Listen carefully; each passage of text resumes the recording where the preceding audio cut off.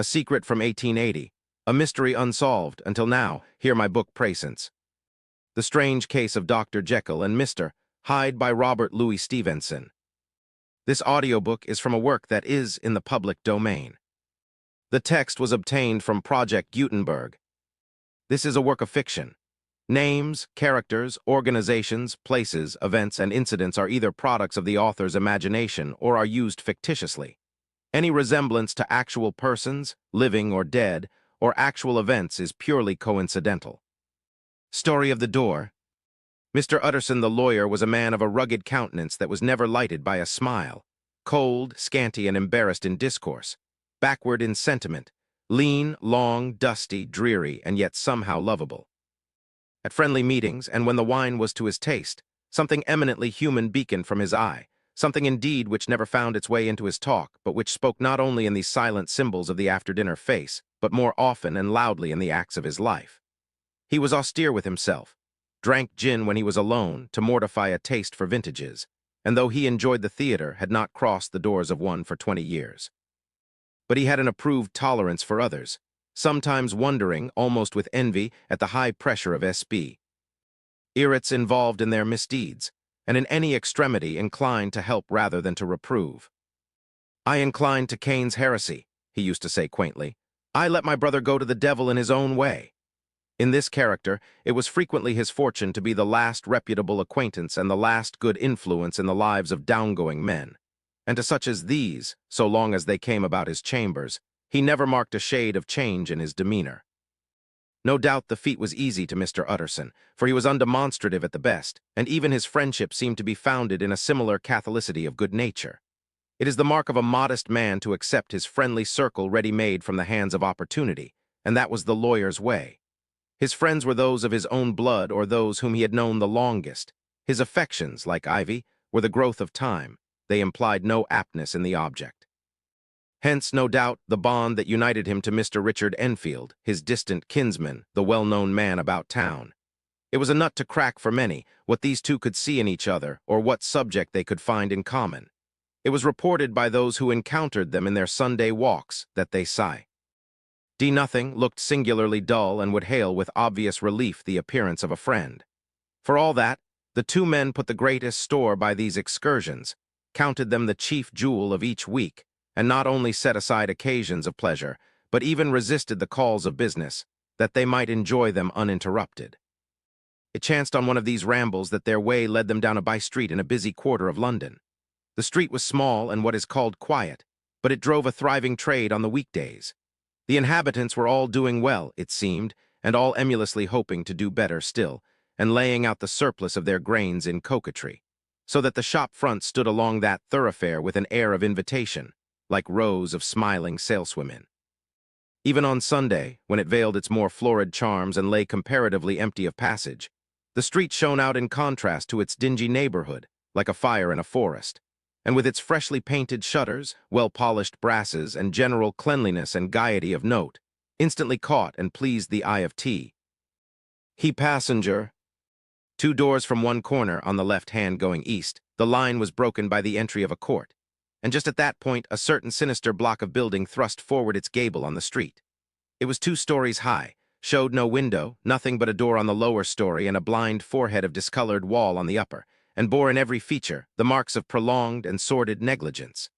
The door, which was equipped with neither bell nor knocker, was blistered and distained. Tramps slouched into the recess and struck matches on the panels. Children kept shop upon the steps. The schoolboy had tried his knife on the moldings, and for close on a generation, no one had appeared to drive away these random visitors or to repair their ravages. Mr. Enfield and the lawyer were on the other side of the by-street, but when they came abreast of the entry, the former lifted up his cane and pointed. "Did you ever remark that door?" he asked, and when his companion had replied in the affirmative. "It is connected in my mind," added he, "with a very odd story." "Indeed," said Mr. Utterson with a slight change of voice, "and what was that?" "Well, it was this way," returned Mr. Enfield. "I was coming home from some place at the end of the world, about 3 o'clock of a black winter morning, and my way lay through a part of town where there was literally nothing to be seen but lamps. Street after street, and all the folks asleep. Street after street, all lighted up as if for a procession, and all as empty as a church. till at last I got into that state of mind when a man listens and begins to long for the sight of a policeman. All at once I saw two figures, one a little man who was stumping along eastward at a good walk, and the other a girl of maybe 8 or 10 who was running as hard as she was able down a cross street. Well, sir, the two ran into one another naturally enough at the corner, and then came the horrible part of the thing, for the man trampled calmly over the child's body and left her screaming on the ground. It sounds nothing to hear, but it was hellish to see. It wasn't like a man, it was like some damned juggernaut. I gave a few halloa, took to my heels, collared my gentleman, and brought him back to where there was already quite a group about the screaming child. He was perfectly cool and made no resistance, but gave me one look, so ugly that it brought out the sweat on me like running. The people who had turned out were the girl's own family, and pretty soon the doctor, for whom she had been sent, put in his appearance. Well, the child was not much the worse, more frightened, according to the sawbones, and there you might have supposed would be an end to it. Boo. There was one curious circumstance. I had taken a loathing to my gentleman at first sight. So had the child's family, which was only natural, but the doctor's case was what struck me. He was the usual cut and dry apothecary of no particular age and color, with a strong Edinburgh accent and about as emotional as a bagpipe. Well, sir, he was like the rest of us. Every time he looked at my prisoner, I saw that Sawbones turned sick and white with desire to kill him. I knew what was in his mind, just as he knew what was in mine, and killing being out of the question, we did the next best. We told the man we could, and would make such a scandal out of this as should make his name stink from one end of London to the other. If he had any friends or any credit, we undertook that he should lose them, and all the time, as we were pitching it in red hot, we were keeping the women off him as best we could, for they were as wild as harpies. I never saw a circle of such hateful faces, and there was the man in the middle with a kind of black sneering coolness, frightened too, I could see that, but carrying it off, sir, really like Satan. If you choose to make capital out of this accident, said he, I am naturally helpless. No gentleman but wishes to avoid a scene, says he. Name your figure. Well, we screwed him up to £100 for the child's family. He would have clearly liked to stick out. But there was something about the lot of us that meant mischief, and at last he struck. The next thing was to get the money, and where do you think he carried us but to tea? Hat place with the door, whipped out a key, went in, and presently came back with the matter of £10 in gold and a cheque for the balance on Couts's, drawn payable to bearer and signed with a name that I can't mention, though it's one of the points of my story, but it was a name at least very well known and often printed. The figure was stiff, but the signature was good for more than that if it was only genuine. I took the liberty of pointing out to my gentleman that the whole business looked apocryphal, and that a man does not, in real life, walk into a cellar door at 4 in the morning and come out with another man's cheque for close upon £100. But he was quite easy and sneering. Set your mind at rest, says he. I will stay with you till the banks open and decash the cheque myself. So we all set off, the doctor and the child's father and our friend and myself, and passed the rest of the night in my chambers, and next day, when we had breakfasted, went in a body to the bank. I gave in the cheque myself and said I had every reason to believe it was a forgery. Not a bit of it. The cheque was genuine. Tut tut, said Mr. Utterson. I see you feel as I do, said Mr. Enfield. Yes, it's a bad story. For my man was a fellow that nobody could have to do with, a really damnable man, and the person that drew the cheque is the very pink of the proprieties, celebrated too, and what makes it worse, one of your fellows who do what they call good. Blackmail, I suppose, an honest man paying through the nose for some of the capers of his youth. Blackmail House is what I call the place with the door, in consequence. Though even that, you know, is far from explaining all, he added, and with the words fell into a vein of musing. From this he was recalled by Mr. Utterson asking rather suddenly, "And you don't know if the drawer of the cheque lives there?" "A likely place, isn't it?" returned Mr. Enfield. "But I happen to have noticed his address. He lives in some square or other." "And you never asked about the place with the door?" said Mr. Utterson. "No, sir, I had a delicacy," was the reply. "I feel very strongly about putting questions. It partakes too much of the style of the Day of Judgment. You start a question, and it's like starting a stone. You sit quietly on the top of a hill, and away the stone goes, starting others, and presently some bland old bird, the last you would have thought of, is knocked on the head in his own back garden, and the family have to change their name. No, sir, I make it a rule of mine. The more it looks like Queer Street, the less I ask." "A very good rule, too," said the lawyer. "But I have studied the place for myself," continued Mr. Enfield. "It seems scarcely a house. There is no other door, and nobody goes in or out of that one but, once in a great while, the gentleman of my adventure. There are 3 windows looking on the court on the first floor, none below. The windows are always shut, but they're clean. And then there is a chimney which is generally smoking, so somebody must live there. And yet it's not so sure, for the buildings are so packed together about the court that it's hard to say where one ends and another begins. The pair walked on again for a while in silence, and then, "Enfield," said Mr. Utterson, "that's a good rule of yours." "Yes, I think it is," returned Enfield. "But for all that," continued the lawyer, "there's one point I want to ask. I want to ask the name of that man who walked over the child." "Well," said Mr. Enfield, "I can't see what harm it would do. It was a man of the name of Hyde." Said Mr. Utterson, "what sort of a man is he to see?" "He is not easy to describe. There is something wrong with his appearance, something displeasing, something downright detestable. I never saw a man I so disliked, and yet I scarce know why. He must be deformed somewhere. He gives a strong feeling of deformity, although I couldn't specify the point. He's an extraordinary-looking man, and yet I really can name nothing out of the way. No, sir, I can make no hand of it. I can't describe him. And it's not want of memory, for I declare I can see him this moment." Mr. Utterson again walked some way in silence and obviously under a weight of consideration. "You are sure he used a key?" he inquired at last. "My dear sir," began Enfield, surprised out of himself. "Yes, I know," said Utterson. "I know it must seem strange. The fact is, if I do not ask you the name of the other party, it is because I know it already. You see, Richard, your tale has gone home. If you have been inexact in any point, you had better correct it." "I think you might have warned me," returned the other with a touch of sullenness. "But I have been pedantically exact, as you call it. The fellow had a key, and what's more, he has it still. I saw him use it not a week ago." Mr. Utterson sighed deeply but said never a word, and the young man presently resumed. "Here is another lesson to say nothing," said he. "I am ashamed of my long tongue. Let us make a bargain never to refer to this again." "With all my heart," said the lawyer. "I shake hands on that, Richard. Search for Mr. Hyde." That evening Mr. Utterson came home to his bachelor house in somber spirits and sat down to dinner without relish. It was his custom of a Sunday, when this meal was over, to sit close by the fire, a volume of some dry divinity on his reading desk, until the clock of the neighboring church rang out the hour of 12, when he would go soberly and gratefully to bed. On this night, however, as soon as the cloth was taken away, he took up a candle and went into his business room. There he opened his safe, took from the most private part of it a document endorsed on the envelope as Dr. Jekyll's will, and sat down with a clouded brow to study its contents. The will was holograph, for Mr. Utterson, though he took charge of it now that it was made, had refused to lend the least assista. NCA in the making of it.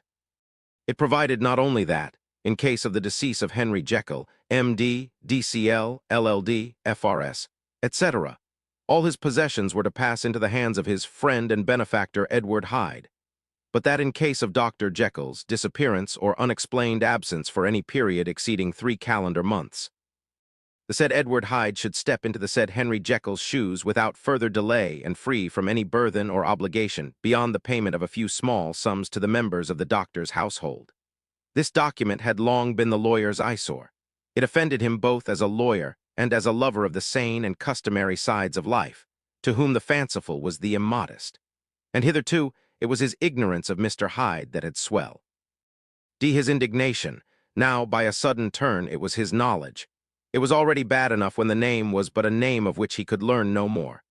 It was worse when it began to be clothed upon with detestable attributes, and out of the shifting, insubstantial mists that had so long baffled his eye, there leaped up the sudden, definite presentment of a fiend. "I thought it was madness," he said, as he replaced the obnoxious paper in the safe, "and now I begin to fear it is disgrace." With that he blew out his candle, put on a greatcoat, and set forth in the direction of Cavendish Square, that citadel of medicine, where his friend, the great Dr. Lanyon, had his house and received his crowding patients. If anyone knows, it will be Lanyon, he had thought. The solemn butler knew and welcomed him. He was subjected to no stage of delay, but ushered direct from the door to the dining-room where Dr. Lanyon sat alone over his wine. This was a hardy, healthy, dapper, red-faced gentleman with a shock of hair prematurely white and a boisterous and decided manner.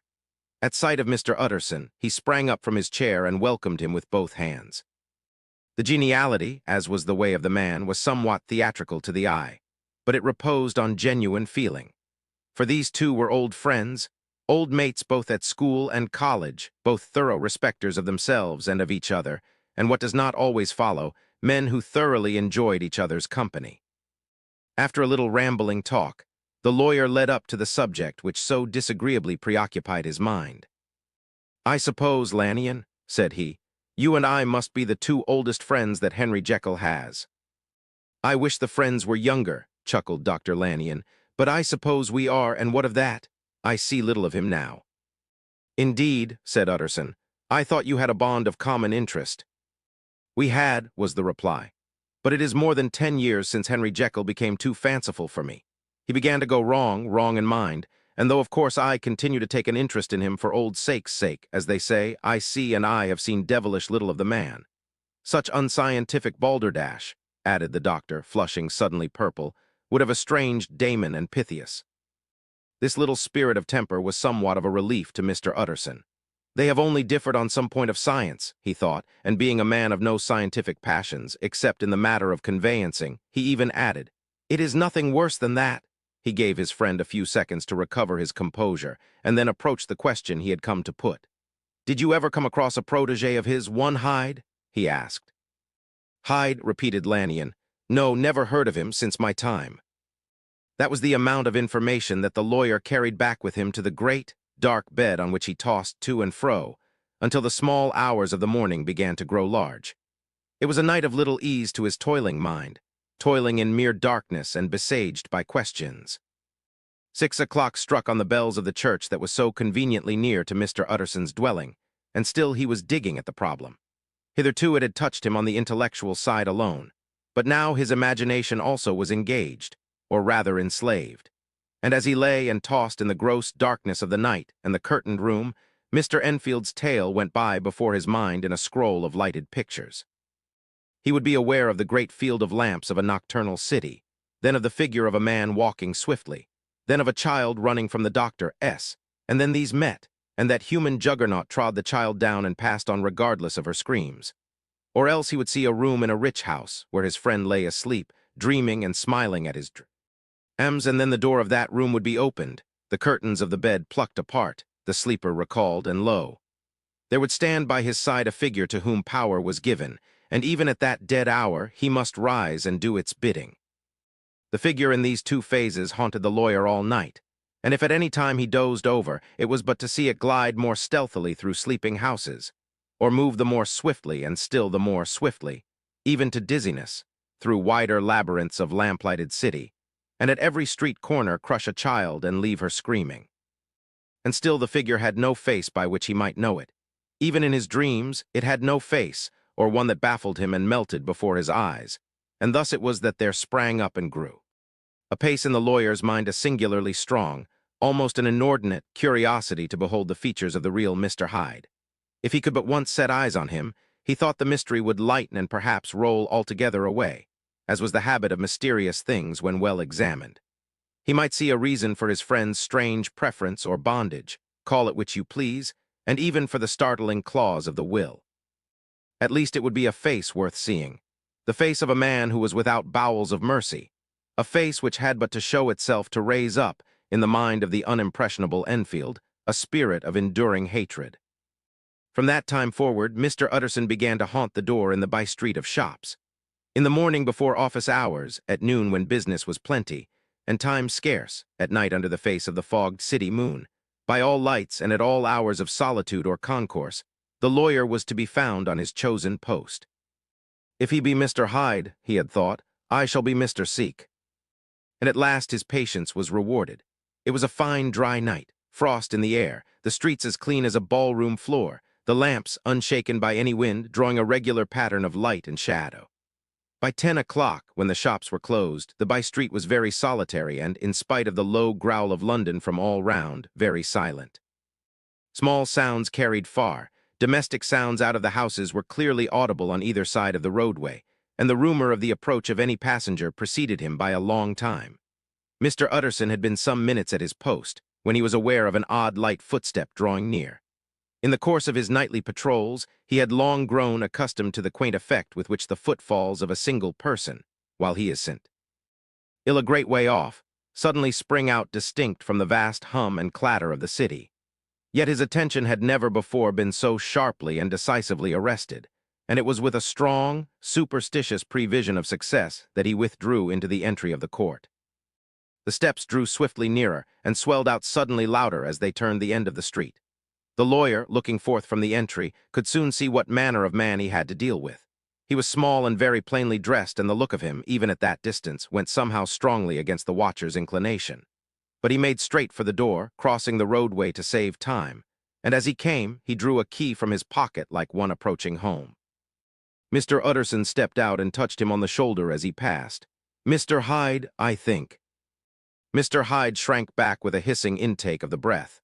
But his fear was only momentary, and though he did not look the lawyer in the face, he answered coolly enough, "That is my name. What do you want?" "I see you are going in," returned the lawyer. "I am an old friend of Dr. Jekyll's, Mr. Utterson of Gaunt Street. You must have heard of my name, and meeting you so conveniently, I thought you might admit me." "You will not find Dr. Jekyll. He is from home," replied Mr. Hyde, blowing in the key. And then suddenly, but still without looking up, "How did you know me?" he asked. "On your side," said Mr. Utterson. "Will you do me a favor?" "With pleasure," replied the other. "What shall it be?" "Will you let me see your face?" asked the lawyer. Mr. Hyde appeared to hesitate, and then, as if upon some sudden reflection, fronted about with an air of defiance, and the pair stared at each other pretty fixedly for a few seconds. "Now I shall know you again," said Mr. Utterson. "It may be useful." "Yes," returned Mr. Hyde, "it is as well we have met, and apropos you should have my address." And he gave a number of a street in Soho. Good God, thought Mr. Utterson, can he, too, have been thinking of the will? But he kept his feelings to himself and only grunted in acknowledgment of the address. "And now," said the other, "how did you know me?" "By description," was the reply. "Whose description?" "We have common friends," said Mr. Utterson. "Common friends," echoed Mr. Hyde a little hoarsely. "Who are they?" "Jekyll, for instance," said the lawyer. "He never told you," cried Mr. Hyde with a flush of anger. "I did not think you would have lied." "Come," said Mr. Utterson, "that is not fitting language." The other snarled aloud into a savage laugh, and the next moment, with extraordinary quickness, he had unlocked the door and disappeared into the house. The lawyer stood a while when Mr. Hyde had left him, the picture of disquietude. Then he began slowly to mount the street, pausing every step or two and putting his hand to his brow like a man in mental perplexity. The problem he was thus debating as he walked was one of a class that is rarely solved. Mr. Hyde was pale and dwarfish. He gave an impression of deformity without any nameable malformation. He had a displeasing smile. He had borne himself to the lawyer with a sort of murderous mixture of timidity and boldness, and he spoke with a husky, whispering, and somewhat broken voice. All these were points against him, but not all of these together could explain the hitherto unknown disgust, loathing, and fear with which Mr. Utterson regarded him. "There must be something else," said the perplexed gentleman. "There is something more if I could find a name for it. God bless me, the man seems hardly human, something troglodytic, shall we say? Or can it be the old story of Dr. Fell? Or is it the mere radiance of a foul soul that thus transpires through and transfigures its clay continent? The last, I think. For, oh, my poor old Harry Jekyll, if ever I read Satan's signature upon a face, it is on that of your new friend." Round the corner from the by-street, there was a square of ancient, handsome houses, now for the most part decayed from their high estate and let in flats and chambers to all sorts and conditions of men. Map engravers, architects, shady lawyers, and the agents of obscure enterprises. One house, however, second from the corner, was still occupied entire, and at the door of this, which wore a great air of wealth and comfort, though it was now plunged in darkness except for the fanlight, Mr. Utterson stopped and knocked. A well-dressed, elderly servant opened the door. "Is Dr. Jekyll at home, Poole?" asked the lawyer. "I will see, Mr. Utterson," said Poole, admitting the visitor as he spoke into a large, low-roofed, comfortable hall paved with flags, warmed after the fashion of a country house by a bright, open fire and furnished with costly cabinets of oak. "Will you wait here by the fire, sir? Or shall I give you a light in the dining room?" "Here, thank you," said the lawyer, and he drew near and leaned on the tall fender. This hall, in which he was now left alone, was a pet fancy of his friend the Dr. S., and Utterson himself was wont to speak of it as the pleasantest room in London. But tonight there was a shudder in his blood. The face of Hyde sat heavy on his memory. He felt, what was rare with him, a nausea and distaste of life, and in the gloom of his spirits he seemed to read a menace in the flickering of the firelight on the polished cabinets and the uneasy starting of the shadow on the roof.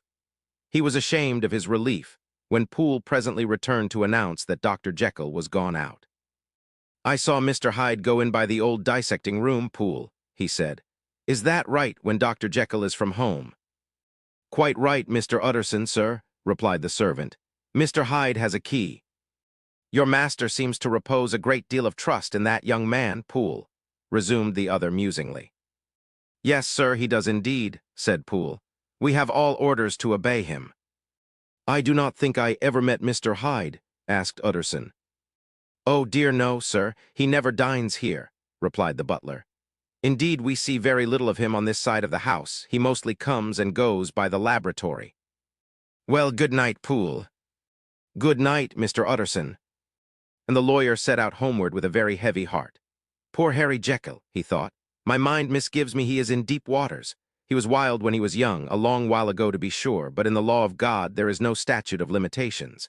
Aye, it must be that, the ghost of some old sin, the cancer of some concealed disgrace, punishment coming, pede claudo, years after memory has forgotten and self-love condoned the fault." And the lawyer, scared by the thought, brooded a while on his own past, groping in all the corners of memory, lest by chance some jack-in-the-box of an old iniquity should leap to light there. His past was fairly blameless. Few men could read the rolls of their life with less apprehension, yet he was humbled to the dust by the many ill things he had done and raised up again into a sober and fearful gratitude by the many he had come so near to doing yet avoided. And then by a return on his former subject, he conceived a spark of hope. This Master Hyde, if he were studied, thought he, must have secrets of his own, black secrets by the look of him, secrets compared to which poor Jekyll's worst would be like sunshine. Things cannot continue as they are. It turns me cold to think of this creature stealing like a thief to Harry's bedside. Poor Harry, what awakening! And the danger of it, for if this Hyde suspects the existence of the will, he may grow impatient to inherit. I must put my shoulders to the wheel if Jekyll will but let me," he added. "If Jekyll will only let me." For once more he saw before his mind, as clear as transparency, the strange clauses of the will. Dr. Jekyll was quite at ease. A fortnight later, by excellent good fortune, the doctor gave one of his pleasant dinners to some 5 or 6 old cronies, all intelligent, reputable men and all judges of good wine, and Mr. Utterson so contrived that he remained behind after the others had departed. This was no new arrangement, but a thing that had befallen many scores of times. Where Utterson was liked, he was liked well. Hosts loved to detain the dry lawyer when the light-hearted and loose-tongued had already their foot on the threshold. They liked to sit a while in his unobtrusive company, practicing for solitude, sobering their minds in the man's rich silence after the expense and strain of gaiety. To this rule, Dr. Jekyll was no exception, and as he now sat on the opposite side of the fire, a large, smooth-faced man of 50, with something of a stylish cast perhaps, but every mark of capacity and kindness. You could see by his looks that he cherished for Mr. Utterson a sincere and warm affection. "I have been wanting to speak to you, Jekyll," began the latter. "You know that will of yours." A close observer might have gathered that the topic was distasteful, but the doctor carried it off gaily. "My poor Utterson," said he, "you are unfortunate in such a client. I never saw a man so distressed as you were by my will, unless it were that hide-bound pedant Lanyon at what he called my scientific heresies. Oh, I know he's a good fellow, you needn't frown, an excellent fellow, and I always mean to see more of him, but a hide-bound pedant for all that, an ignorant, blatant pedant. I was never more disappointed in any man than Lanyon." "You know I never approved of it," pursued Utterson, ruthlessly disregarding the fresh topic. "My will, yes, certainly, I know that," said the doctor a trifle sharply. "You have told me so." "Well, I tell you so again," continued the lawyer. "I have been learning something of young Hyde." The large, handsome face of Dr. Jekyll grew pale to the very lips, and there came a blackness about his eyes. "I do not care to hear more," said he. "This is a matter I thought we had agreed to drop." "What I heard was abominable," said Utterson. It can make no change. You do not understand my position, returned the doctor with a certain incoherency of manner. I am painfully situated, Utterson. My position is a very strange one. It is one of those affairs that cannot be mended by talking. Jekyll, said Utterson, you know me. I am a man to be trusted. Make a clean breast of this in confidence, and I make no doubt I can get you out of it. My good Utterson, said the doctor, this is very good of you, this is downright good of you, and I cannot find words to thank you in. I believe you fully. I would trust you before any man alive, I before myself, if I could make the choice. But indeed it isn't what you fancy. It is not as bad as that. And just to put your good heart at rest, I will tell you one thing. The moment I choose, I can be rid of Mr. Hyde. I give you my hand upon that, and I thank you again and again. And I will just add one little word, Utterson, that I'm sure you'll take in good part. This is a private matter, and I beg of you to let it sleep.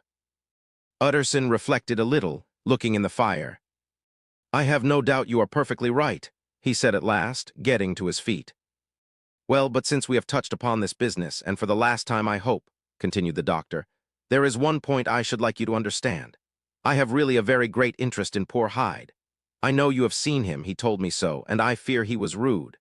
But I do sincerely take a very great interest in that young man, and if I am taken away, Utterson, I wish you to promise me that you will bear with him and get his rights for him. I think you would, if you knew all, and it would be a weight off my mind if you would promise. I can't pretend that I shall ever like him, said the lawyer. I don't ask that, pleaded Jekyll, laying his hand upon the other's arm. I only ask for justice. I only ask you to help him for my sake when I am no longer here. Utterson heaved an irrepressible sigh. Well, said he, I promise. The Carroll murder case. Nearly a year later, in the month of October, 18, London was startled by a crime of singular ferocity and rendered all the more notable by the high position of the victim. The details were few and startling. A maid-servant living alone in a house not far from the river had gone upstairs to bed about 11. Although a fog rolled over the city in the small hours, the early part of the night was cloudless, and the lane, which the maid's window overlooked, was brilliantly lit by the full moon. It seems she was romantically given, for she sat down upon her box, which stood immediately under the window, and fell into a dream of musing. Never, she used to say, with streaming tears, when she narrated that experience, never had she felt more at peace with all men or thought more in the lie of the world.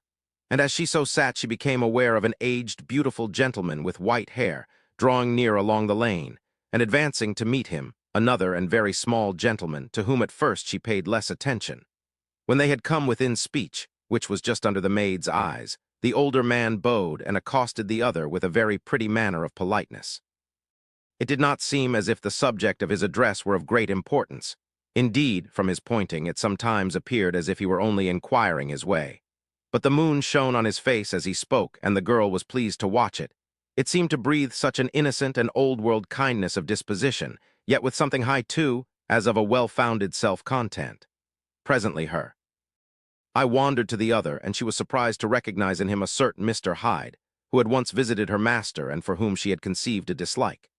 He had in his hand a heavy cane, with which he was trifling, but he answered never a word and seemed to listen with an ill-contained impatience. And then all of a sudden he broke out in a great flame of anger, stamping with his foot, brandishing the cane, and carrying on, as the maid described it, like a madman. The old gentleman took a step back, with the air of one very much surprised and a trifle hurt, and at that Mr. Hyde broke out of all bounds and clubbed him to the earth. And next moment, with ape-like fury, he was trampling his victim underfoot and hailing down a storm of blows, under which the bones were awed. Ibly shattered, and the body jumped upon the roadway. At the horror of these sights and sounds, the maid fainted. It was 2 o'clock when she came to herself and called for the police. The murderer was gone long ago, but there lay his victim in the middle of the lane, incredibly mangled. The stick with which the deed had been done, although it was of some rare and very tough and heavy wood, had broken in the middle under the stress of this insensate cruelty, and one splintered half had rolled in the neighboring gutter. The other, without doubt, had been carried away by the murderer. A purse and gold watch were found upon the victim, but no cards or papers, except a sealed and stamped envelope which he had been probably carrying to the post, and which bore the name and address of Mr. Utterson. This was brought to the lawyer the next morning before he was out of bed, and he had no sooner seen it and been told the circumstances than he shot out a solemn lip. "I shall say nothing till I have seen the body," said he. "This may be very serious. Have the kindness to wait while I dress." And with the same grave countenance he hurried through his breakfast and drove to the police station, whither the body had been carried. As soon as he came into the cell, he nodded. "Yes," said he, "I recognize him. I am sorry to say that this is Sir Danvers Carew." "Good God, sir!" exclaimed the officer. "Is it possible?" And the next moment his eye lighted up with professional ambition. "This will make a deal of noise," he said, "and perhaps you can help us to the man." And he briefly narrated what the maid had seen and showed the broken stick. Mr. Utterson had already quailed at the name of Hyde, but when the stick was laid before him, he could doubt no longer. Broken and battered as it was, he recognized it for one that he had himself presented many years before to Henry Jekyll. "Is this Mr. Hyde a person of small stature?" he inquired. "Particularly small and particularly wicked-looking is what the maid calls him," said the officer. Mr. Utterson reflected, and then, raising his head, "If you will come with me in my cab," he said, "I think I can take you to his house." It was by this time about 9 in the morning, and the first fog of the season. A great chocolate-colored pall lowered over heaven, but the wind was continually charging and routing these embattled vapors, so that as the cab crawled from street to street, Mr. Utterson beheld a marvelous number of degrees and hues of twilight. For here it would be dark like the back end of evening, and there would be a glow of a rich, lurid brown, like the light of some strange conflagration. And here, for a moment, the fog would be quite broken up, and a haggard shaft of daylight would glance in between the swirling wreaths. The dismal quarter of Soho seen under these changing glimpses, with its muddy ways and slatternly passengers, and its lamps, which had never been extinguished or had be, enkindled afresh to combat this mournful reinvasion of darkness, seemed, in the lawyer's eyes, like a district of some city in a nightmare. The thoughts of his mind, besides, were of the gloomiest dye, and when he glanced at the companion of his drive, he was conscious of some touch of that terror of the law and the law's officers, which may at times assail the most honest. As the cab drew up before the address indicated, the fog lifted a little and showed him a dingy street, a gin palace, a low French eating house, a shop for the retail of penny numbers and twopenny salads, many ragged children huddled in the doorways, and many women of many different nationalities passing out, key in hand, to have a morning glass. And the next moment the fog settled down again upon that part, as brown as umber, and cut him off from his blackguardly surroundings. This was the home of Henry Jekyll's favorite, of a man who was heir to £250,000 sterling. An ivory-faced and silvery-haired old woman opened the door. She had an evil face, smoothed by hypocrisy, but her manners were excellent. Yes, she said this was Mr. Hyde's, but he was not at home. He had been in that night very late, but he had gone away again in less than an hour. There was nothing strange in that. His habits were very irregular, and he was often absent. For instance, it was nearly 2 months since she had seen him till yesterday.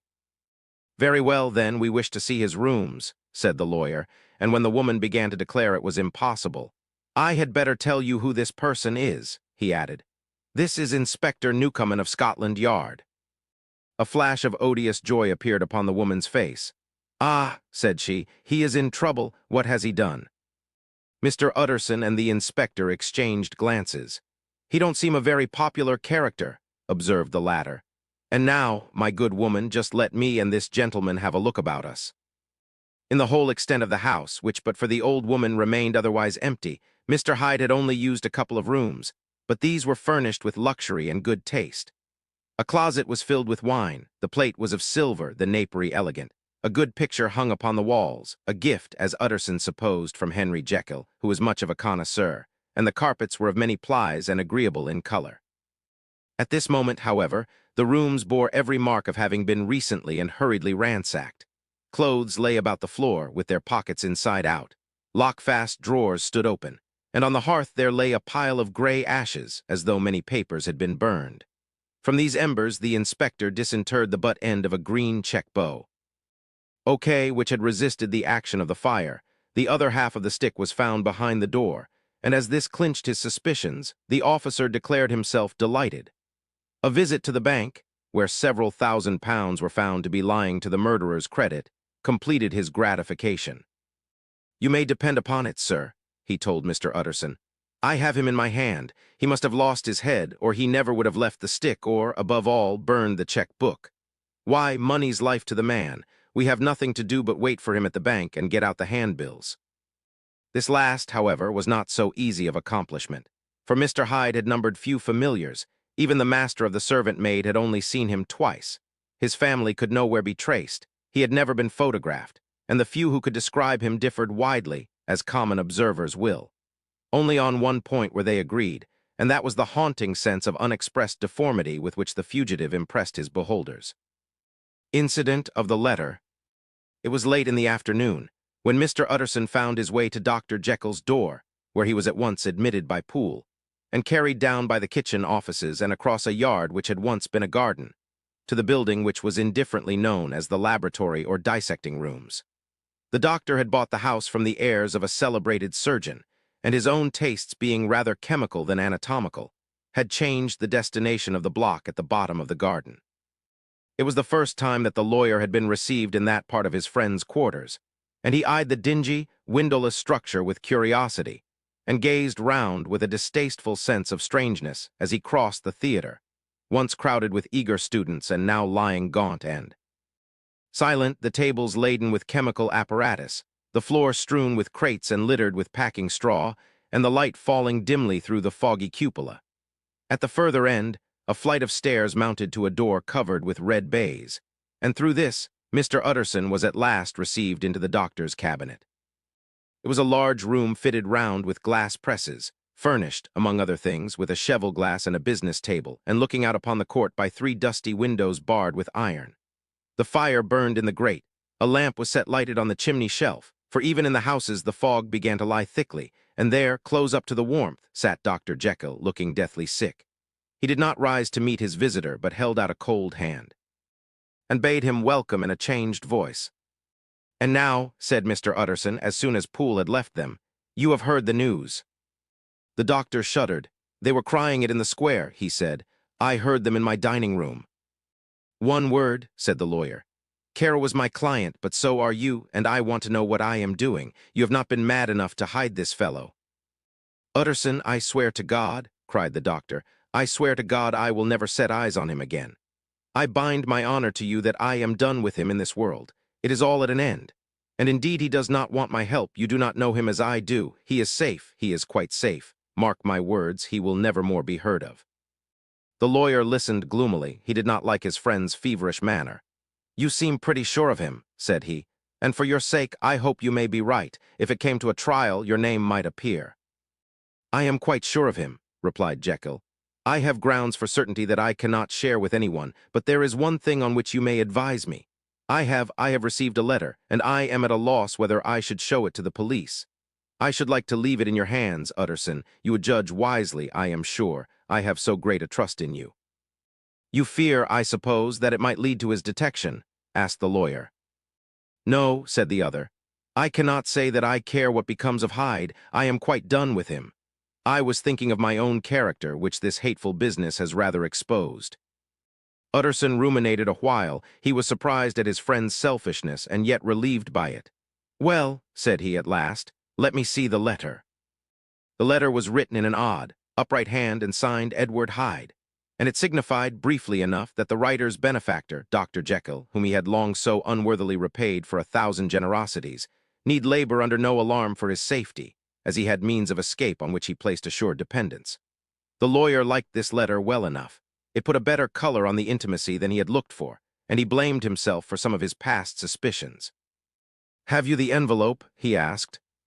"I burned it," replied Jekyll, "before I thought what I was about, but it bore no postmark. The note was handed in." "Shall I keep this and sleep upon it?" asked Utterson. "I wish you to judge for me entirely," was the reply. "I have lost confidence in myself." "Well, I shall consider," returned the lawyer. "And now one word more. It was Hyde who dictated the terms in your will about that disappearance." The doctor seemed seized with a qualm of faintness. He shut his mouth tight and nodded. "I knew it," said Utterson. "He meant to murder you. You had a fine escape." "I have had what is far more to the purpose," returned the doctor solemnly. "I have had a lesson. Oh God, Utterson, what a lesson I have had." And he covered his face for a moment with his hands. On his way out, the lawyer stopped and had a word or two with Poole. "By the by," said he, "there was a letter handed in today. What was the messenger like?" but Poole was positive nothing had come except by post, and only circulars by that, he added. This news sent off the visitor with his fears renewed. Plainly the letter had come by the laboratory door, possibly, indeed, it had been written in the cabinet, and if that were so, it must be differently judged and handled with the more caution. The newsboys, as he went, were crying themselves hoarse along the footways. Special edition, shocking murder of an MP. That was the funeral oration of one friend and client, and he could not help a certain apprehension lest the good name of another should be sucked down in the eddy of the scandal. It was, at least, a ticklish decision that he had to make, and self-reliant as he was by habit, he began to cherish a longing for advice. It was not to be had directly, but perhaps, he thought, it might be fished for. Presently after, he sat on one side of his own hearth, with Mr. Guest, his head clerk, upon the other, and midway between, at a nicely calculated distance from the fire, a bottle of a particular old wine that had long dwelt unsunned in the foundations of his house. The fog still slept on the wing above the drowned city, where the lamps glimmered like carbuncles, and through the muffle and smother of these fallen clouds, the procession of the town's life was still rolling in through the great arteries with a sound as of a mighty wind. But the room was gay with firelight. In the bottle the acids were long ago resolved. The imperial dye had softened with time, as the color grows richer in stained windows, and the glow of hot autumn afternoons on hillside vineyards was ready to be set free and to disperse the fogs of London. Insensibly the lawyer melted. There was no man from whom he kept fewer secrets than Mr. Guest, and he was not always sure that he kept as many as he meant. Guest had often been on business to the Dr. S. He knew Poole. He could scarce have failed to hear of Mr. Hyde's familiarity about the house. He might draw conclusions. Was it not as well, then, that he should see a letter which put that mystery to right? And above all, since Guest, being a great student and critic of handwriting, would consider the step natural and obliging. The clerk, besides, was a man of counsel. He could scarce read so strange a document without dropping a remark, and by that remark Mr. Utterson might shape his future course. "This is a sad business about Sir Danvers," he said. "Yes, sir, indeed. It has elicited a great deal of public feeling," returned Guest. "The man, of course, was mad." "I should like to hear your views on that," replied Utterson. "I have a document here in his handwriting. It is between ourselves, for I scarce know what to do about it. It is an ugly business at the best. But there it is, quite in your way, a murderer's autograph." Guest's eyes brightened, and he sat down at once and studied it with passion. "No, sir," he said, "not mad, but it is an odd hand." "And by all accounts a very odd writer," added the lawyer. Just then the servant entered with a note. "Is that from Dr. Jekyll, sir?" inquired the clerk. "I thought I knew the writing. Anything private, Mr. Utterson?" "Only an invitation to dinner. Why, do you want to see it?" "One moment. I thank you, sir." And the clerk laid the 2 sheets of paper alongside and sedulously compared their contents. "Thank you, sir," he said at last, returning both. "It's a very interesting autograph." There was a pause, during which Mr. Utterson struggled with himself. "Why did you compare them, Guest?" he inquired suddenly. "Well, sir," returned the clerk, "there's a rather singular resemblance. The 2 hands are in many points identical, only differently sloped." "Rather quaint," said Utterson. "It is, as you say, rather quaint," returned Guest. "I wouldn't speak of this note, you know," said the master. "No, sir," said the clerk, "I understand." But no sooner was Mr. Utterson alone that night than he locked the note into his safe, where it reposed from that time forward. "What?" he thought. "Henry Jekyll forged for a murderer?" And his blood ran cold in his veins. Incident of Dr. Lanyon. Time ran on. Thousands of pounds were offered in reward, for the death of Sir Danvers was resented as a public injury. But Mr. Hyde had disappeared out of the ken of the police as though he had never existed. Much of his past was unearthed, indeed, and all disreputable. Tales came out of the man's cruelty, at once so callous and violent, of his vile life, of his strange associates, of the hatred that seemed to have surrounded his career, but of his present whereabouts, not a whisper. From the time he had left the house in Soho on the morning of the murder, he was simply blotted out. And gradually, as time drew on, Mr. Utterson began to recover from the hotness of his alarm and to grow more at quiet with himself. The death of Sir Danvers was, to his way of thinking, more than paid for by the disappearance of Mr. Hyde. Now that that evil influence had been withdrawn, a new life began for Dr. Jekyll. He came out of his seclusion, renewed relations with his friends, became once more their familiar guest and entertainer, and whilst he had always been known for charities, he was now no less distinguished for religion. He was busy, he was much in the open air, he did good. His face seemed to open and brighten as if with an inward consciousness of service, and for more than 2 months the doctor was at peace. On the 8th of January, Utterson had dined at the doctor's with a small party. Lanyon had been there, and the face of the host had looked from one to the other as in the old days when the trio were inseparable friends. On the 12th, and again on the 14th, the door was shut against the lawyer. The doctor was confined to the house, Poole said, and saw no one. On the 15th, he tried again, and was again refused, and having now been used for the last 2 months to see his friend almost daily, he found this return of solitude to weigh upon his spirits. The 5th night he had in guest to dine with him, and the 6th he betook himself to Dr. Lanyon's. There at least he was not denied admittance, but when he came in, he was shocked at the change which had taken place in the doctor's appearance. He had his death warrant written legibly upon his face. The rosy man had grown pale, his flesh had fallen away, he was visibly balder and older, and yet it was not so much these tokens of a swift physical decay that arrested the lawyer's notice, as a look in the eye and quality of manner that seemed to testify to some deep-seated terror of the mind. It was unlikely that the doctor should fear death, and yet that was what Utterson was tempted to suspect. Yes, he thought, he is a doctor, he must know his own state and that his days are counted, and the knowledge is more than he can bear. And yet when Utterson remarked on his ill looks, it as with an air of great firmness, that Lanyon declared himself a doomed man. "I have had a shock," he said, "and I shall never recover. It is a question of weeks. Well, life has been pleasant. I liked it. Yes, sir, I used to like it. I sometimes think if we knew all, we should be more glad to get away." "Jekyll is ill, too," observed Utterson. "Have you seen him?" But Lanyon's face changed, and he held up a trembling hand. "I wish to see or hear no more of Dr. Jekyll," he said in a loud, unsteady voice. "I am quite done with that person, and I beg that you will spare me any allusion to one whom I regard as dead." "Tut, tut," said Mr. Utterson, and then after a considerable pause, "Can't I do anything?" he inquired. "We are 3 very old friends, Lanyon. We shall not live to make others." "Nothing can be done," returned Lanyon. "Ask himself." "He will not see me," said the lawyer. "I am not surprised at that," was the reply. "Some day, Utterson, after I am dead, you may perhaps come to learn the right and wrong of this. I cannot tell you. And in the meantime, if you can sit and talk with me of other things, for God's sake, stay and do so. But if you cannot keep clear of this accursed topic, then in God's name go, for I cannot bear it." As soon as he got home, Utterson sat down and wrote to Jekyll, complaining of his exclusion from the house and asking the cause of this unhappy break with Lanyon, and the next day brought him a long answer, often very pathetically worded and sometimes darkly mysterious in drift. The quarrel with Lanyon was incurable. "I do not blame our old friend," Jekyll wrote, "but I share his view that we must never meet.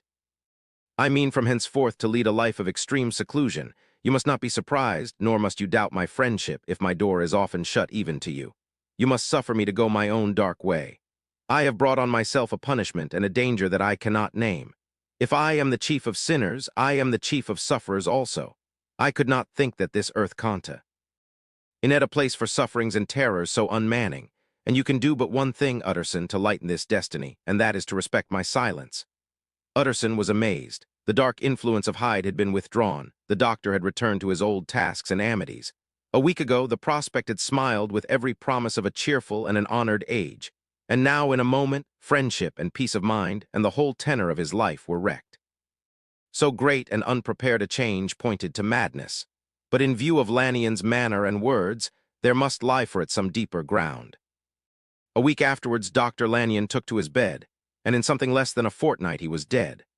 The night after the funeral, at which he had been sadly affected, Utterson locked the door of his business room, and sitting there by the light of a melancholy candle, drew out and set before him an envelope addressed by the hand and sealed with the seal of his dead friend. "Private, for the hands of G.J. Utterson alone, and in case of his predeceased to be destroyed unread," so it was emphatically superscribed, and the lawyer dreaded to behold the contents. "I have buried one friend today," he thought. "What if this should cost me another?" And then he condemned the fear as a disloyalty and broke the seal. Within there was another enclosure, likewise sealed and marked upon the Cover as not to be opened till the death or disappearance of Dr. Henry Jekyll. Utterson could not trust his eyes. Yes, it was disappearance, here again, as in the mad will which he had long ago restored to its author. Here again were the idea of a disappearance and the name of Henry Jekyll bracketed. But in the will, that idea had sprung from the sinister suggestion of the man Hyde. It was set there with a purpose all too plain and horrible. Written by the hand of Lanyon, what should it mean? A great curiosity came on the trustee, to disregard the prohibition and dive at once to the bottom of these mysteries. But professional honor and faith to his dead friend were stringent obligations, and the packet slept in the inmost corner of his private safe. It is one thing to mortify curiosity, another to conquer it, and it may be doubted if, from that day forth, Utterson desired the society of his surviving friend with the same eagerness. He thought of him kindly, but his thoughts were disquieted and fearful. He went a call indeed, but he was perhaps relieved to be denied admittance. Perhaps, in his heart, he preferred to speak with Poole upon the doorstep and surrounded by the air and sounds of the open city, rather than to be admitted into that house of voluntary bondage, and to sit and speak with its inscrutable recluse. Poole had, indeed, no very pleasant news to communicate. The doctor, it appeared, now more than ever confined himself to the cabinet over the laboratory, where he would sometimes even sleep. He was out of spy. Writs, he had grown very silent. He did not read. It seemed as if he had something on his mind. Utterson became so used to the unvarying character of these reports that he fell off little by little in the frequency of his visits. Incident at the window. It chanced on Sunday, when Mr. Utterson was on his usual walk with Mr. Enfield, that their way lay once again through the by-street, and that when they came in front of the door, both stopped to gaze on it. "Well," said Enfield, "that story is at an end at least. We shall never see more of Mr. Hyde." "I hope not," said Utterson. "Did I ever tell you that I once saw him and shared your feeling of repulsion?" "It was impossible to do the one without the other," returned Enfield. "And by the way, what an ass you must have thought me, not to know that this was a back way to Dr. Jekyll's. It was partly your own fault that I found it out, even when I did." "So you found it out, did you?" said Utterson. "But if that be so, we may step into the court and take a look at the windows. To tell you the truth, I am uneasy about poor Jekyll, and even outside, I feel as if the presence of a friend might do him good." The court was very cool and a little damp, and full of premature twilight, although the sky, high up overhead, was still bright with sunset. The middle one of the three windows was halfway open, and sitting close beside it, taking the air with an infinite sadness of mien, like some disconsolate prisoner, Utterson saw Dr. Jekyll. "What, Jekyll?" he cried. "I trust you are better." "I am very low, Utterson," replied the doctor drearily, "very low. It will not last long, thank God." "You stay too much indoors," said the lawyer. "You should be out, whipping up the circulation like Mr. Enfield and me. This is my cousin, Mr. Enfield, Dr. Jekyll. Come now, get your hat and take a quick turn with us." "You are very good," sighed the other. "I should like to very much, but no, it is quite impossible, I dare not. But indeed, Utterson, I am very glad to see you. This is really a great pleasure. I would ask you and Mr. Enfield up, but the place is really not fit." "Why, then," said the lawyer good-naturedly, "the best thing we can do is to stay down here and speak with you from where we are." "That is just what I was about to venture to propose," returned the doctor with a smile. But the words were hardly uttered, before the smile was struck out of his face and succeeded by an expression of such abject terror and despair as froze the very blood of the two gentlemen below. They saw it but for a glimpse, for the window was instantly thrust down, but that glimpse had been sufficient, and they turned and left the court without a word. In silence, too, they traversed the by-street, and it was not until they had come into a neighboring thoroughfare, where even upon a Sunday there were still some stirrings of life, that Mr. Utterson at last turned and looked at his companion. They were both pale, and there was an answering horror in their eyes. God forgive us," said Mr. Utterson. But Mr. Enfield only nodded his head very seriously, and walked on once more in silence. The last night, Mr. Utterson was sitting by his fireside one evening after dinner, when he was surprised to receive a visit from Poole. "Bless me, Poole, what brings you here?" he cried, and then taking a second look at him, "What ails you?" he added. "Is the doctor ill?" "Mr. Utterson," said the man, "there is something wrong." "Take a seat, and here is a glass of wine for you," said the lawyer. "Now, take your time and tell me plainly what you want." "You know the doctor's ways, sir," replied Poole, "and how he shuts himself up. Well, he's shut up again in the cabinet, and I don't like it, sir. I wish I may die if I like it. Mr. Utterson, sir, I'm afraid." "Now, my good man," said the lawyer, "be explicit. What are you afraid of?" "I've been afraid for about a week," returned Poole, doggedly disregarding the question, "and I can bear it no more." The man's appearance amply bore out his words. His manner was altered for the worse, and except for the moment when he had first announced his terror, he had not once looked the lawyer in the face. Even now, he sat with the glass of wine untasted on his knee, and his eyes directed to a corner of the floor. "I can bear it no more," he repeated. "Come," said the lawyer. "I see you have some good reason, Poole. I see there is something seriously amiss. Try to tell me what it is." "I think there's been foul play," said Poole hoarsely. "Foul play?" cried the lawyer, a good deal frightened and rather inclined to be irritated in consequence. "What foul play? What does the man mean?" "I daren't say, sir," was the answer, "but will you come along with me and see for yourself?" Mr. Utterson's only answer was to rise and get his hat and greatcoat, but he observed with wonder the greatness of the relief that appeared upon the butler's face, and perhaps with no less, that the wine was still untasted when he set it down to follow. It was a wild, cold, seasonable night of March, with a pale moon lying on her back as though the wind had tilted her, and flying rack of the most diaphanous and lawny texture. The wind made talking difficult and flecked the blood into the face.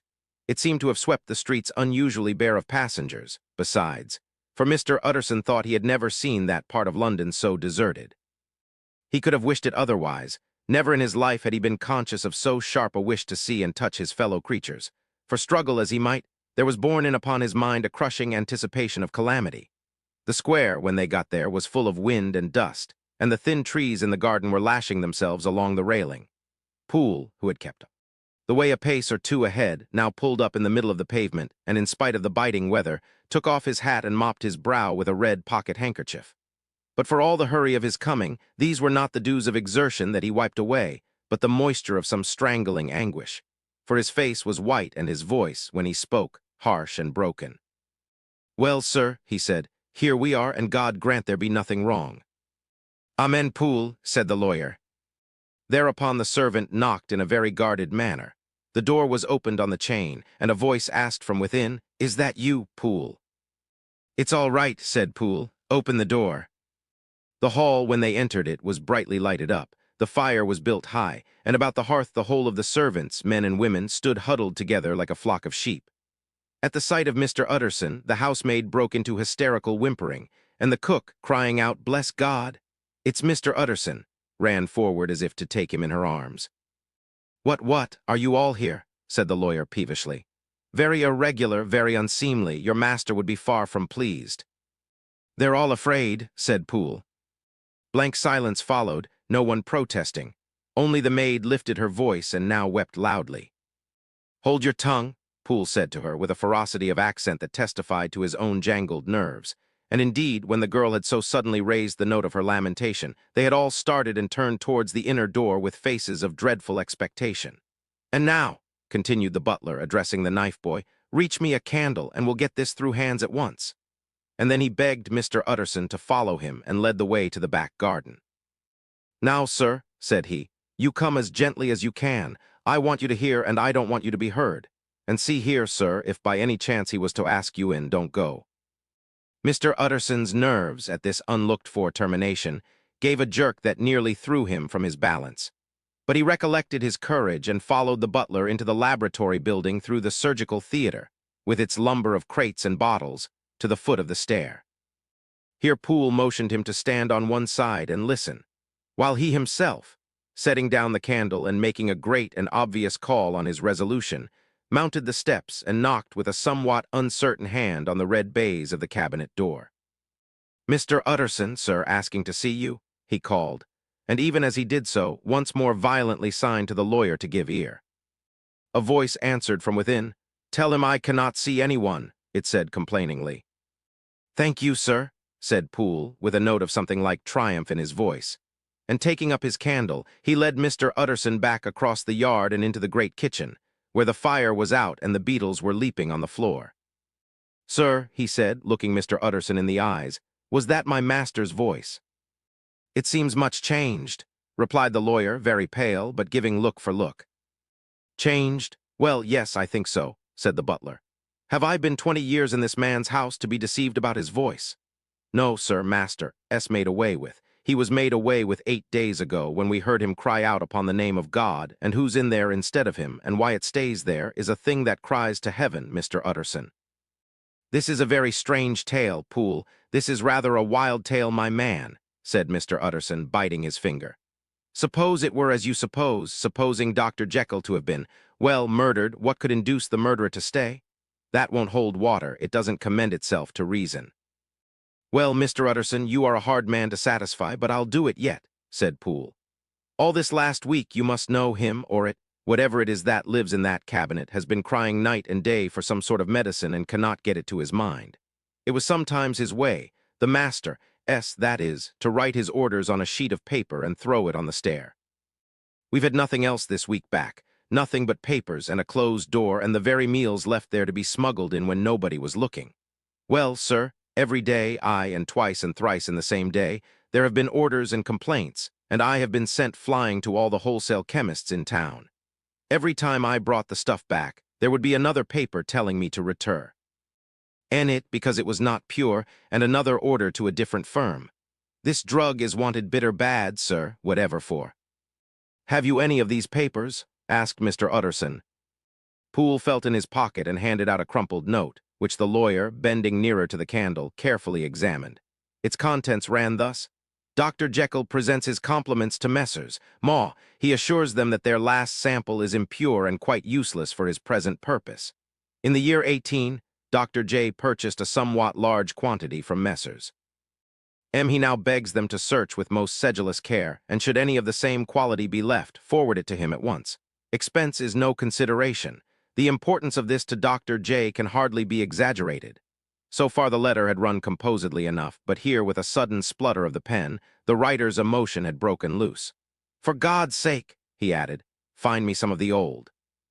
This is a strange note, said Mr. Utterson, and then sharply, how do you come to have it open? The man at Maw S. was main angry, sir, and he threw it back to me like so much dirt, returned Poole. This is unquestionably the doctor's hand, do you know? Resumed the lawyer. I thought it looked like it, said the servant rather sulkily, and then with another voice, but what matters hand of right, he said.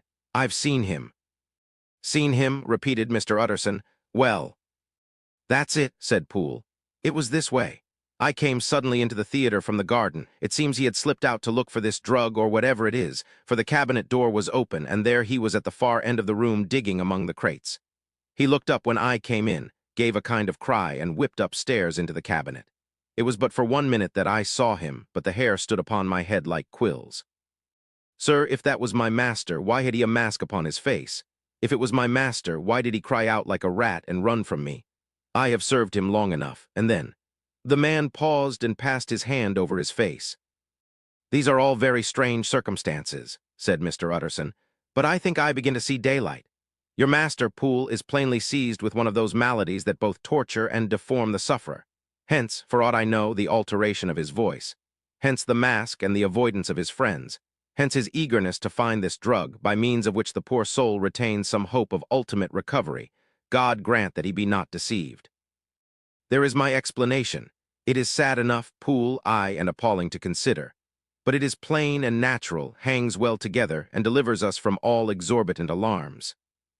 Sir, said the butler, turning to a sort of mottled pallor, that thing was not my master, and there's the truth. My master, here he looked round him and began to whisper, is a tall, fine build of a man, and this was more of a dwarf.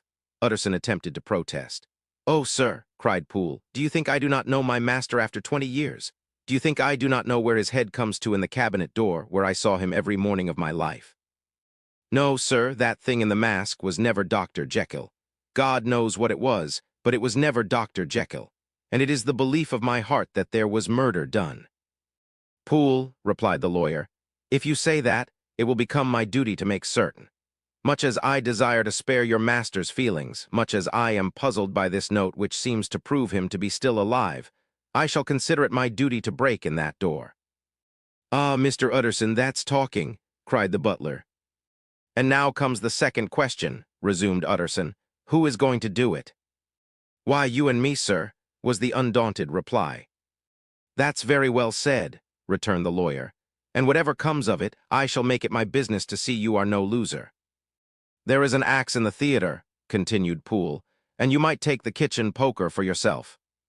The lawyer took that rude but weighty instrument into his hand and balanced it. "Do you know, Poole," he said, looking up, "that you and I are about to place ourselves in a position of some peril?" "You may say so, sir, indeed," returned the butler. "It is well, then, that we should be frank," said the other. "We both think more than we have said. Let us make a clean breast. This masked figure that you saw, did you recognize it?" "Well, sir, it went so quick and the creature was so doubled up that I could hardly swear to that," was the answer. "But if you mean, was it Mr. Hyde? Why, yes, I think it was. You see, it was much of the same bigness, and it had the same quick, light way with it. And then who else could have got in by the laboratory door? You have not forgot, sir, that at the time of the murder he had still the key with him. But that's not all. I don't know, Mr. Utterson, if you ever met this Mr. Hyde." "Yes," said the lawyer, "I once spoke with him." "Then you must know as well as the rest of us that there was something queer about that gentleman, something that gave a man a turn. I don't know rightly how to say it, sir, beyond this, that you felt in your marrow kind of cold and thin." "I own I felt something of what you describe," said Mr. Utterson. "Quite so, sir," returned Poole. "Well, when that masked thing like a monkey jumped from among the chemicals and whipped into the cabinet, it went down my spine like ice. Oh, I know it's not evidence, Mr. Utterson, I'm book-learned enough for that. But a man has his feelings, and I give you my Bible word it was Mr. Hyde." Aye, said the lawyer. "My fears incline to the same point. Evil, I fear, founded evil was sure to come of that connection. I believe you. I believe poor Harry is killed, and I believe his murderer, for what purpose, God alone can tell, is still lurking in his victim's room. Well, let our name be Vengeance. Call Bradshaw." The footman came at the summons, very white and nervous. "Put yourself together, Bradshaw," said the lawyer. "This suspense, I know, is telling upon all of you, but it is now our intention to make an end of it. Poole, here, and I are going to force our way into the cabinet. If all is well, my shoulders are broad enough to bear the blame. Meanwhile, lest anything should really be amiss, or any malefactor seek to escape by the back, you and the boy must go round the corner with a pair of good sticks and take your post at the laboratory door. We give you 10 minutes to get to your stations." As Bradshaw left, the lawyer looked at his watch. "And now, Poole, let us get to ours," he said, and taking the poker under his arm, led the way into the yard. The scud had banked over the moon, and it was now quite dark. The wind, which only broke in puffs and drafts into that deep well of building, tossed the light of the candle to and fro about their steps, until they came into the shelter of the theater, where they sat down silently to wait. London hummed solemnly all around, but nearer at hand, the stillness was only broken by the sounds of a footfall moving to and fro along the cabinet floor. "So it will walk all day, sir," whispered Poole. "Aye, and the better part of the night. Only when a new sample comes from the chemist, there's a bit of a break. Ah, it's an ill conscience that's such an enemy to rest. Ah, sir, there's blood foully shed in every step of it. But hark again, a little closer. Put your heart in your ears, Mr. Utterson, and tell me, is that the doctor's foot?" The steps fell lightly and oddly, with a certain swing, for all they went so slowly. It was different indeed from the heavy creaking tread of Henry Jekyll. Utterson sighed. "Is there never anything else?" he asked. Poole nodded. "Once," he said. "Once I heard it weeping." "Weeping? How that?" said the lawyer, conscious of a sudden chill of horror. "Weeping like a woman or a lost soul," said the butler. "I came away with that upon my heart, that I could have wept too." But now the 10 minutes drew to an end. Poole disinterred the axe from under a stack of packing straw. The candle was set upon the nearest table to light them to the attack, and they drew near with bated breath to where that patient foot was still going up and down in the quiet of the night. "Jekyll," cried Utterson with a loud voice, "I demand to see you." He paused a moment, but there came no reply. "I give you fair warning, our suspicions are aroused, and I must and shall see you," he resumed. "If not by fair means, then by foul, if not of your consent, then by brute force." "Utterson," said the voice, "for God's sake, have mercy." "Ah, that's not Jekyll's voice, it's Hyde's," cried Utterson. "Down with the door, Poole." Poole swung the axe over his shoulder. The blow shook the building, and the red baize door leaped against the lock and hinges. A dismal screech, as of mere animal terror, rang from the cabinet. Up went the axe again, and again the panels crashed and the frame bounded. 4 times the blow fell, but the wood was tough and the fittings were of excellent workmanship, and it was not until the 5th that the lock burst and the wreck of the door fell inwards on the carpet. Besiegers, appalled by their own riot and the stillness that had succeeded, stood back a little and peered in. There lay the cabinet before their eyes in the quiet lamplight, a good fire glowing and chattering on the hearth, the kettle singing its thin strain, a drawer or two open, papers neatly set forth on the business table, and nearer the fire the things laid out for tea. The quietest room, you would have said, and but for the glazed presses full of chemicals, the most commonplace that night in London. Right in the middle there lay the body of a man sorely contorted and still twitching. They drew near on tiptoe, turned it on its back, and beheld the face of Edward Hyde. He was dressed in clothes far too large for him, clothes of the doctor's bigness. The cords of his face still moved with a semblance of life, but life was quite gone, and by the crushed file in the hand and the strong smell of kernels that hung upon the air, Utterson knew that he was looking on the body of a self-destroyer. "We have come too late," he said sternly, "whether to save or punish. Hyde is gone to his account, and it only remains for us to find the body of your master." The far greater proportion of the building was occupied by the theater, which filled almost the whole ground story and was lighted from above, and by the cabinet, which formed an upper story at one end and looked upon the court. A corridor joined the theater to the door on the by-street, and with this the cabinet communicated separately by a second flight of stairs. There were besides a few dark closets and a spacious cellar. All these they now thoroughly examined. Each closet needed but a glance, for all were empty, and all, by the dust that fell from their doors, had stood long unopened. The cellar, indeed, was filled with crazy lumber, mostly dating from the times of the surgeon who was Jekyll's predecessor. But even as they opened the door, they were advertised of the useless of further search by the fall of a perfect mat of cobweb which had for years sealed up the entrance. Nowhere was there any trace of Henry Jekyll dead or alive. Poole stamped on the flags of the corridor. "He must be buried here," he said, hearkening to the sound. "Or he may have fled," said Utterson, and he turned to examine the door in the by-street. It was locked, and lying nearby on the flags, they found the key, already stained with rust. "This does not look like use," observed the lawyer. "Use," echoed Poole. "Do you not see, sir, it is broken, much as if a man had stamped on it." "Aye," continued Utterson, "and the fractures, too, are rusty." The two men looked at each other with a scare. "This is beyond me, Poole," said the lawyer. "Let us go back to the cabinet." They mounted the stair in silence, and still with an occasional awestruck glance at the dead body, proceeded more thoroughly to examine the contents of the cabinet. At one table there were traces of chemical work, various measured heaps of some white salt being laid on glass saucers, as though for an experiment in which the unhappy man had been prevented. "That is the same drug that I was always bringing him," said Poole, and even as he spoke, the kettle with a startling noise boiled over. This brought them to the fireside, where the easy-chair was drawn cozily up, and the tea-things stood ready to the sitter's elbow, the very sugar in the cup. There were several books on a shelf. One lay beside the tea-things open, and Utterson was amazed to find it a copy of a pious work, for which Jekyll had several times expressed a great esteem, annotated in his own hand with startling blasphemies. Next, in the course of their review of the chamber, the searchers came to the cheval-glass, into whose depths they looked with an involuntary horror. But it was so turned as to show them nothing but the rosy glow playing on the roof, the fire sparkling in 100 repetitions along the glazed front of the presses, and their own pale and fearful countenances stooping to look in. "This glass has seen some strange things, sir," whispered Poole. "And surely none stranger than itself," echoed the lawyer in the same tones. "For what did Jekyll—" He caught himself up at the word with a start, and then conquering the weakness. "What could Jekyll want with it?" he said. "You may say that," said Poole. Next they turned to the business table. On the desk, among the neat array of papers, a large envelope was uppermost, and bore, in the doctor's hand, the name of Mr. Utterson. The lawyer unsealed it, and several enclosures fell to the floor. The first was a will, drawn in the same eccentric terms as the one which he had returned 6 months before, to serve as a testament in case of death and as a deed of gift in case of disappearance. But in place of the name of Edward Hyde, the lawyer, with indescribable amazement, read the name of Gabriel John Utterson. He looked at Poole, and then back at the paper, and last of all at the dead malefactor stretched upon the carpet. "My head goes round," he said. He has been all these days in possession. He had no cause to like me. He must have raged to see himself displaced, and he has not destroyed this document." He caught up the next paper. It was a brief note in the doctor's hand and dated at the top.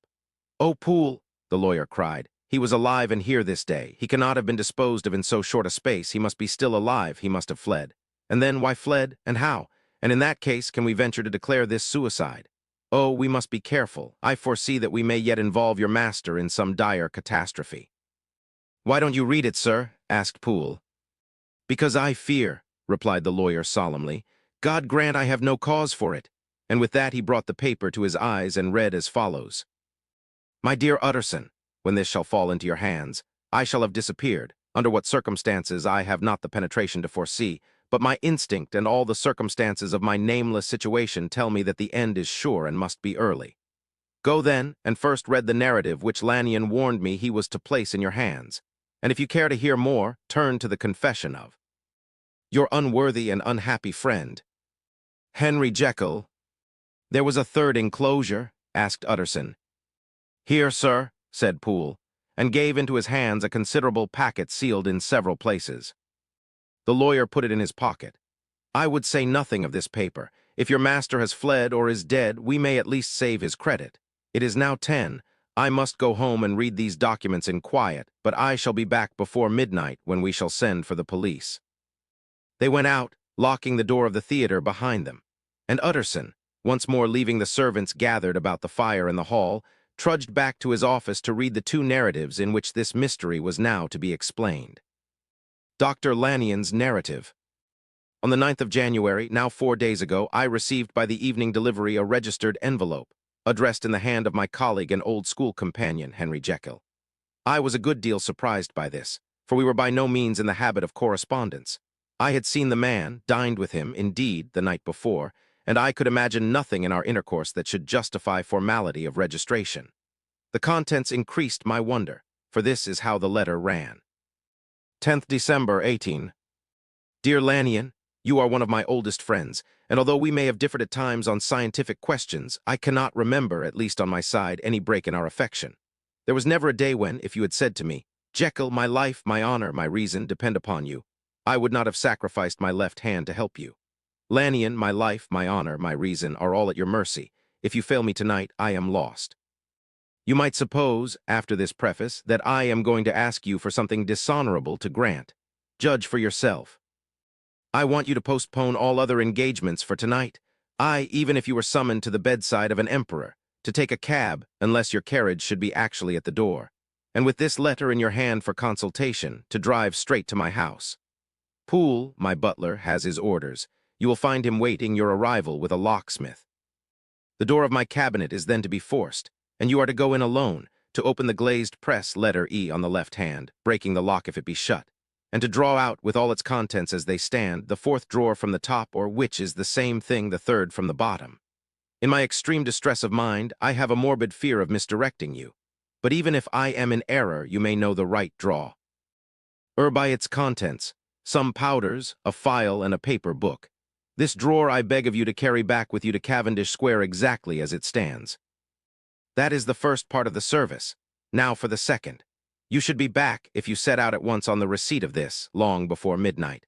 But I will leave you that amount of margin, not only in the fear of one of those obstacles that can neither be prevented nor foreseen, but because an hour when your servants are in bed is to be preferred for what will then remain to do.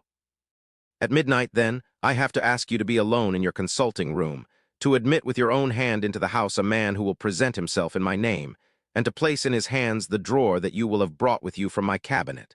Then you will have played your part and earned my gratitude completely. 5 minutes afterwards, if you insist upon an explanation, you will have understood. Odd that these arrangements are of capital importance, and that by the neglect of one of them, fantastic as they must appear, you might have charged your conscience with my death or the shipwreck of my reason. Confident as I am that you will not trifle with this appeal, my heart sinks and my hand trembles at the bare thought of such a possibility. Think of me at this hour in a strange place, laboring under a blackness of distress that no fancy can exaggerate, and yet well aware that, if you will but punctually serve me, my troubles will roll away like a story that is told. Serve me, my dear Lanyon, and save. Your friend, H.J. P.S. I had already sealed this up when a fresh terror struck upon my soul. It is possible that the post office may fail me and this letter not come into your hands until tomorrow morning. In that case, dear Lannion, do my errand when it shall be most convenient for you in the course of the day, and once more expect my messenger at midnight. It may then already be too late, and if that night passes without event, you will know that you have seen the last of Henry Jekyll. Upon the reading of this letter, I made sure my colleague was insane, but till that was proved beyond the possibility of doubt, I felt bound to do as he requested. The less I understood of this farrago, the less I was in a position to judge of its importance, and an appeal so worded could not be set aside without a grave responsibility. I rose accordingly from table, got into a hansom, and drove straight to Jekyll's house. The butler was awaiting my arrival. He had received by the same post as mine a registered letter of instruction, and had sent at once for a locksmith and a carpenter. The tradesmen came while we were yet speaking, and we moved in a body to old Dr. Denman's surgical theater, from which, as you are doubtless aware, Jekyll's private cabinet is most conveniently enter. The door was very strong, the lock excellent. The carpenter avowed he would have great trouble and have to do much damage if force were to be used, and the locksmith was near despair. But this last was a handy fellow, and after 2 hours' work the door stood open. The press marked E was unlocked, and I took out the drawer, had it filled up with straw and tied in a sheet, and returned with it to Cavendish Square. Here I proceeded to examine its contents. The powders were neatly enough made up, but not with the nicety of the dispensing chemist, so that it was plain they were of Jekyll's private manufacture. And when I opened one of the wrappers, I found what seemed to me a simple crystalline salt of a white color. The phial, to which I next turned my attention, might have been about half full of a blood-red liquor, which was highly pungent to the sense of smell, and seemed to me to contain phosphorus and some volatile ether. At the other ingredients I could make no guess. The book was an ordinary version book and contained little but a series of dates. These covered a period of many years, but I observed that the entries ceased nearly a year ago and quite abruptly. Here and there a brief remark was appended to a date, usually no more than a single word, double occurring perhaps 6 times in a total of several hundred entries, and once very early in the list and followed by several marks of exclamation. Total failure? All this, though it whetted my curiosity, told me little that was definite. Here were a phial of some tincture, a paper of some salt, and the record of a series of experiments that had led, like too many of Jekyll's investigations, to no end of practical usefulness. How could the presence of these articles in my house affect either the honor, the sanity, or the life of my flighty colleague? If his messenger could go to one place, why could he not go to another? And even granting some impediment, why was this gentleman to be received by me in sec? The more I reflected, the more convinced I grew that I was dealing with a case of cerebral disease, and though I dismissed my servants to bed, I loaded an old revolver, that I might be found in some posture of self-defense. 12 o'clock had scarce rung out over London, ere the knocker sounded very gently on the door. I went myself at the summons, and found a small man crouching against the pillars of the portico. "Are you come from Dr. Jekyll?" I asked. He told me yes by a constrained gesture, and when I had bidden him enter, he did not obey me without a searching backward glance into the darkness of the square. There was a policeman not far off, advancing with his bull's eye open, and at the sight, I thought my visitor started and made greater haste. These particulars struck me, I confess, disagreeably, and as I followed him into the bright light of the consulting room, I kept my hand ready on my weapon. Here, at last, I had a chance of clearly seeing him. I had never set eyes on him before, so much was certain. He was small, as I have said. I was struck besides with the shocking expression of his face, with his remarkable combination of great muscular activity and great apparent debility of constitution, and last but not least, with the odd, subjective disturbance caused by his neighborhood. This bore some resemblance to incipient rigor, and was accompanied by a marked sinking of the pulse. At the time, I set it down to some idiosyncratic, personal distaste, and merely wondered at the acuteness of the symptoms. But since had reason to believe the cause to lie much deeper in the nature of man, and to turn on some nobler hinge than the principle of hatred. This person who had thus, from the first moment of his entrance, struck in me what I can only describe as a disgustful curiosity, was dressed in a fashion that would have made an ordinary person laughable. His clothes, that is to say, although they were of rich and sober fabric, were enormously too large for him in every measurement. the trousers hanging on his legs and rolled up to keep them from the ground, the waist of the coat below his haunches, and the collar sprawling wide upon his shoulders. Strange to relate, this ludicrous accoutrement was far from moving me to laughter.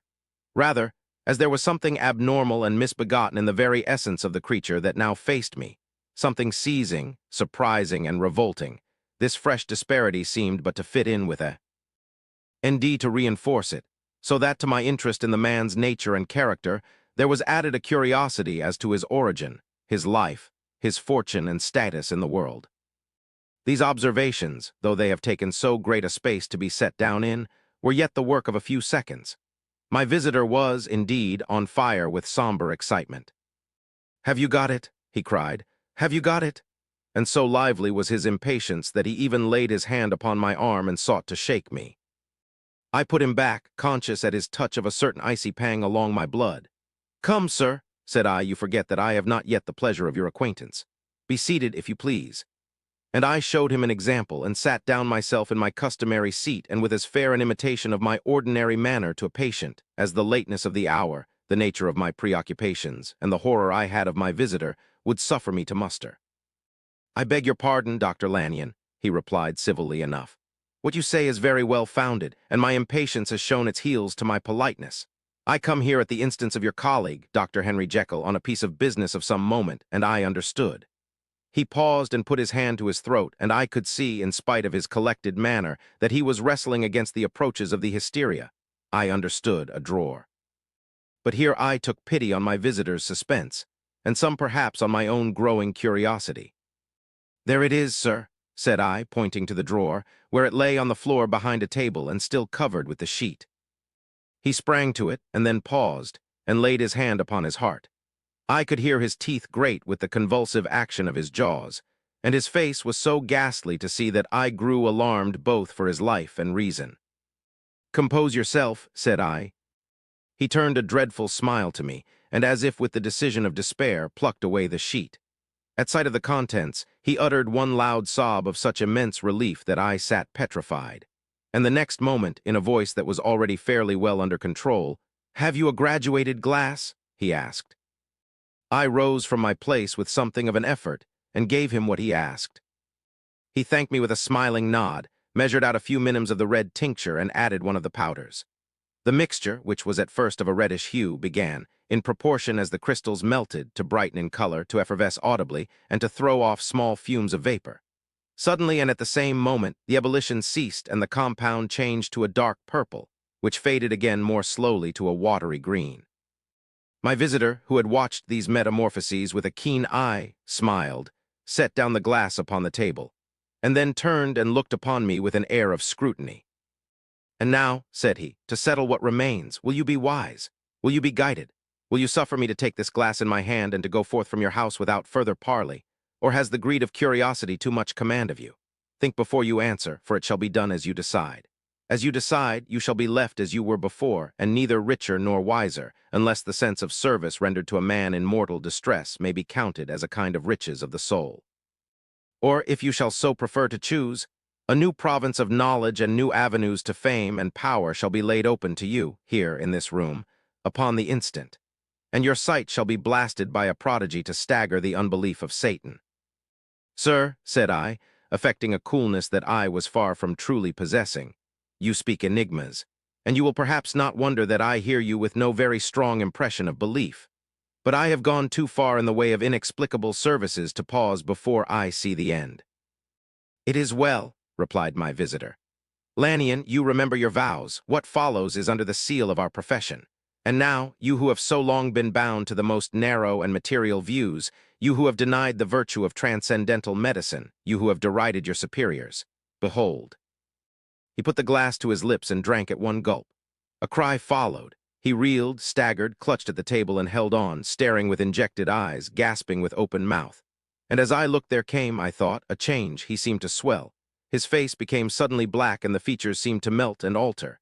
And the next moment I had sprung to my feet and leaped back against the wall, my arms raised to shield me from that prodigy, my mind submerged in terror. "Oh God!" I screamed, and "Oh God!" again and again, for there before my eyes, pale and shaken, and half fainting, and groping before him with his hands, like a man restored from death, there stood Henry Jekyll. What he told me in the next hour, I cannot bring my mind to set on paper. I saw what I saw, I heard what I heard, and my soul sickened at it. And yet now when that sight has faded from my eyes, I ask myself if I believe it, and I cannot answer. My life is shaken to its roots, sleep has left me, the deadliest terror sits by me at all hours of the day and night, and I feel that my days are numbered and that I must die, and yet I shall die incredulous. As for the moral turpitude that man unveiled to me, even with tears of penitence, I cannot, even in memory, dwell on it without a start of horror. I will say but one thing, Utterson, and that, if you can bring your mind to credit it, will be more than enough. The creature who crept into my house that night was, on Jekyll's own confession, known by the name of Hyde, and hunted for in every corner of the land as the murderer of KARAMI. Hasty Lanyon. Henry Jekyll's full statement of the case. I was born in the year 18, to a large fortune, endowed besides with excellent parts, inclined by nature to industry, fond of the respect of the wise and good among my fellow-men, and thus, as might have been supposed, with every guarantee of an honorable and distinguished future. And indeed the worst of my faults was a certain impatient gaiety of disposition, such as has made the happiness of many, but such as I found it hard to reconcile with my imperious desire to carry my head high, and wear a more than commonly grave countenance before the public. Hence it came about that I concealed my pleasures, and that when I reached years of reflection, and began to look round me and take stock of my progress and position in the world, I stood already committed to a profound duplicity. Many a man would have even blazoned such irregularities as I was guilty of, but from the high views that I had set before me, I regarded and hid them with an almost morbid sense of shame. It was thus rather the exacting nature of my aspirations than any particular degradation in my faults that made me what I was, and with even a deeper trench than in the majority of men, severed in me those provinces of good and ill which divide and compound man's dual nature. In this case, I was driven to reflect deeply and inveterately on that hard law of life, which lies at the root of religion and is one of the most plentiful springs of distress. Though so profound a double dealer, I was in no sense a hypocrite. Both sides of me were in dead earnest. I was no more myself when I laid aside restraint and plunged in shame, than when I labored, in the eye of day, at the furtherance of knowledge or the relief of sorrow and suffering. And it chanced that the direction of my scientific studies, which led wholly towards the mystic and the transcendental, reacted and shed a strong light on this consciousness of the perennial war among my members. With every day, and from both sides of my intelligence, the moral and the intellectual, I thus drew steadily nearer to that truth, by whose partial discovery I have been doomed to such a dreadful shipwreck. That man is not truly one, but truly two. I say two because the state of my own knowledge does not pass beyond that point. Others will follow, others will outstrip me on the same lines, and I hazard the guess that man be ultimately known for a mere polity of multifarious, incongruous, and independent denizens. I, for my part, from the nature of my life, advanced infallibly in one direction and in one direction only. It was on the moral side, and in my own person, that I learned to recognize the thorough and primitive duality of man. I saw that, of the two natures that contended in the field of my consciousness, even if I could rightly be said to be either, it was only because I was radically both.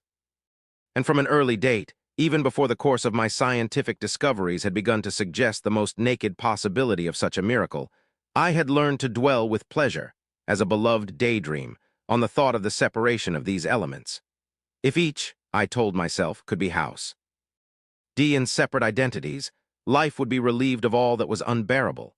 The unjust might go his way, delivered from the aspirations and remorse of his more upright twin, and the just could walk steadfastly and securely on his upward path, doing the good things in which he found his pleasure, and no longer exposed to disgrace and penitence by the hands of this extraneous evil. It was the curse of mankind that these incongruous faggots were thus bound together, that in the agonized womb of consciousness, these polar twins should be continuously struggling. How, then, were they dissociated? I was so far in my reflections when, as I have said, a side light began to shine upon the subject from the laboratory table. I began to perceive more deeply than it has ever yet been stated, the trembling immateriality, the mist-like transience, of this seemingly so solid body in which we walk attired. Certain agents I found to have the power to shake and pluck back that fleshly vestment, even as a wind might toss the curtains of a pavilion. For two good reasons, I will not enter deeply into this scientific branch of my confession. First, because I have been made to learn that the doom and burthen of our life is bound forever on man's shoulders, and when the attempt is made to cast it off, it but returns upon us with more unfamiliar and more awful pressure. Second, because, as my narrative will make, alas, too evident my discoveries were incomplete. Enough, then, that I not only recognized my natural body from the mere aura and effulgence of certain of the powers that made up my spirit, but managed to compound a drug by which these powers should be dethroned from their supremacy, and a second form and countenance substituted, none the less natural to me because they were the expression and bore the stamp of lower elements in my soul. I hesitated long before I put this theory to the test of practice.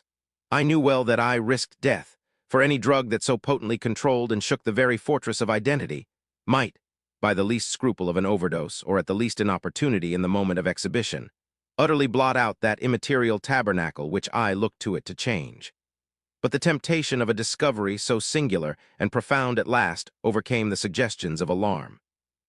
I had long since prepared my tincture. I purchased at once from a firm of wholesale chemists a large quantity of a particular salt which I knew from my experiments to be the last ingredient required. And late one accursed night, I compounded the elements, watched them boil and smoke together in the glass, and when the ebullition had subsided, with a strong glow of courage, drank off the potion. The most racking pangs succeeded, a grinding in the bones, deadly nausea, and a horror of the spirit that cannot be exceeded at the hour of birth or death. Then these agonies began swiftly to subside, and I came to myself as if out of a great sickness. There was something strange in my sensations, something indescribably new and, from its very novelty, incredibly sweet. I felt younger, lighter, happier in body. Within I was conscious of a heady recklessness, a current of disordered, sensual images running like a mill race in my fancy, a solution of the bonds of obligation, an unknown but not an innocent freedom of the soul. I knew myself, at the first breath of this new life, to be more wicked, tenfold more wicked, sold a slave to my original evil, and the thought in that moment braced and delighted me like wine. I stretched out my hands, exulting in the freshness of these sensations, and in the act I was suddenly aware that I had lost in stature. There was no mirror at that date in my room. That which stands beside me as I write was brought there later on and for the very purpose of these transformations. The night, however, was far gone into the morning. The morning, black as it was nearly ripe for the conception of the day. The inmates of my house were locked in the most rigorous hours of slumber, and I determined, flushed as I was with hope and triumph, to venture in my new shape as far as to my bedroom. I crossed the yard, wherein the constellations looked down upon me. I could have thought, with wonder, the first creature of that sort that their unsleeping vigilance had yet disclosed to them. I stole through the corridors, a stranger in my own house, and coming to my room, I saw for the first time the appearance of Edward Hyde. I must here speak by theory alone, saying not that which I know, but that which I suppose to be most probable. The evil side of my nature, to which I had now transferred the stamping efficacy, was less robust and less developed than the good which I had just opposed. Again, in the course of my life, which had been, after all, 9/10 a life of effort, virtue, and control, it had been much less exercised and much less exhausted. And hence, as I think, it came about that Edward Hyde was so much smaller, slighter, and younger than Henry Jekyll. Even as good shone upon the countenance of the one, evil was written broadly and plainly on the face of the other. Evil besides, which I must still believe to be the lethal side of man, had left on that body an imprint of deformity and decay, and yet when I looked upon that ugly idol in the glass, I was conscious of no repugnance, rather of a leap of welcome. This, too, was myself. It seemed natural and human. In my eyes it bore a livelier image of the spirit. It seemed more express and single than the imperfect and divided countenance I had been hitherto accustomed to call mine. And in so far I was doubtless right. I have observed that when I wore the semblance of Edward Hyde, none could come near to me at first without a visible misgiving of the flesh. This, as I take it, was because all human beings, as we meet them, are commingled out of good and evil, and Edward Hyde, alone in the ranks of mankind, was pure evil. I lingered but a moment at the mirror. The second and conclusive experiment had yet to be attempted. It yet remained to be seen if I had lost my identity beyond redemption and must flee before daylight from a house that was no longer mine. And hurrying back to my cabinet, I once more prepared and drank the cup, once more suffered the pangs of dissolution, and came to myself once more with the character, the stature, and the face of Henry Jekyll. That night I had come to the fatal crossroads. Had I approached my discovery in a more noble spirit, had I risked the experiment while under the empire of generous or pious aspirations, all must have been otherwise, and from these agonies of death and birth, I had come forth an angel instead of a fiend. The drug had no discriminating action. It was neither diabolical nor divine. It but shook the doors of the prison house of my disposition, and like the captives of Philippi, that which stood within ran forth. At that time my virtue slumbered. My evil, kept awake by ambition, was alert and swift to seize the occasion, and the thing that was projected was Edward Hyde. Hence, although I had now two characters as well as two appearances, one was wholly evil, and the other was still old Henry Jekyll, that incongruous compound of whose reformation and improvement I had already learned to despair. The movement was thus wholly toward the worse. Even at that time, I had not conquered my aversions to the dryness of a life of study. I would still be merrily disposed at times, and as my pleasures were, to say the least, undignified, and I was not only well known and highly considered, but growing towards the elderly man, this incoherency of my life was daily growing more unwelcome. It was on this side that my new power tempted me until I fell in slavery. I had but to drink the cup, to doff at once the body of the noted professor, and to assume, like a thick cloak, that of Edward Hyde. I smiled at the notion. It seemed to me at the time to be humorous, and I made my preparations with the most studious care. I took and furnished that house in Soho to which Hyde was tracked by the police, and engaged as a housekeeper a creature, whom I knew well to be silent and unscrupulous. On the other side, I announced to my servants that a Mr. Hyde, whom I described, was to have full liberty and power about my house in the square, and to parry mishaps, I even called and made myself a familiar object in my second character. I next drew up that will to which you so much objected, so that if anything befell me in the person of Dr. Jekyll, I could enter on that of Edward Hyde without pecuniary loss. And thus fortified, as I supposed, on every side, I began to profit by the strange immunities of my position. Men have before hired bravos to transact their crimes, while their own person and reputation sat under shelter. I was the first that ever did so for his pleasures. I was the first that could plod in the public eye with a load of genial respectability, and in a moment, like a schoolboy, strip off these lendings and spring headlong into the sea of liberty. But for me, in my impenetrable mantle, the safety was complete. Think of it, I did not even exist. Let me but escape into my laboratory door, give me but a second or two to mix and swallow the draught that I had always standing ready, and whatever he had done, Edward Hyde would pass away like the stain of breath upon a mirror, and there in his stead, quietly at home, trimming the midnight lamp in his study, a man who could afford to laugh at suspicion, would be Henry Jekyll. The pleasures which I made haste to seek in my disguise were, as I have said, undignified. I would scarce use a harder term.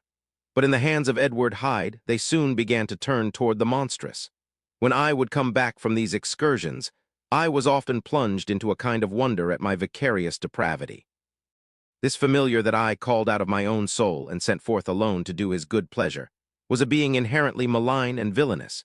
His every act and thought centered on self, drinking pleasure with bestial avidity from any degree of torture to another, relentless like a man of stone. Henry Jekyll stood at times aghast before the acts of Edward Hyde, but the situation was apart from ordinary laws and insidiously relaxed the grasp of conscience. It was Hyde, after all, and Hyde alone, that was guilty.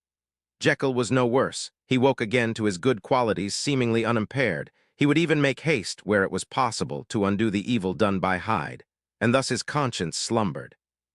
Into the details of the infamy at which I thus connived, for even now I can scarce grant that I committed it, I have no design of entering.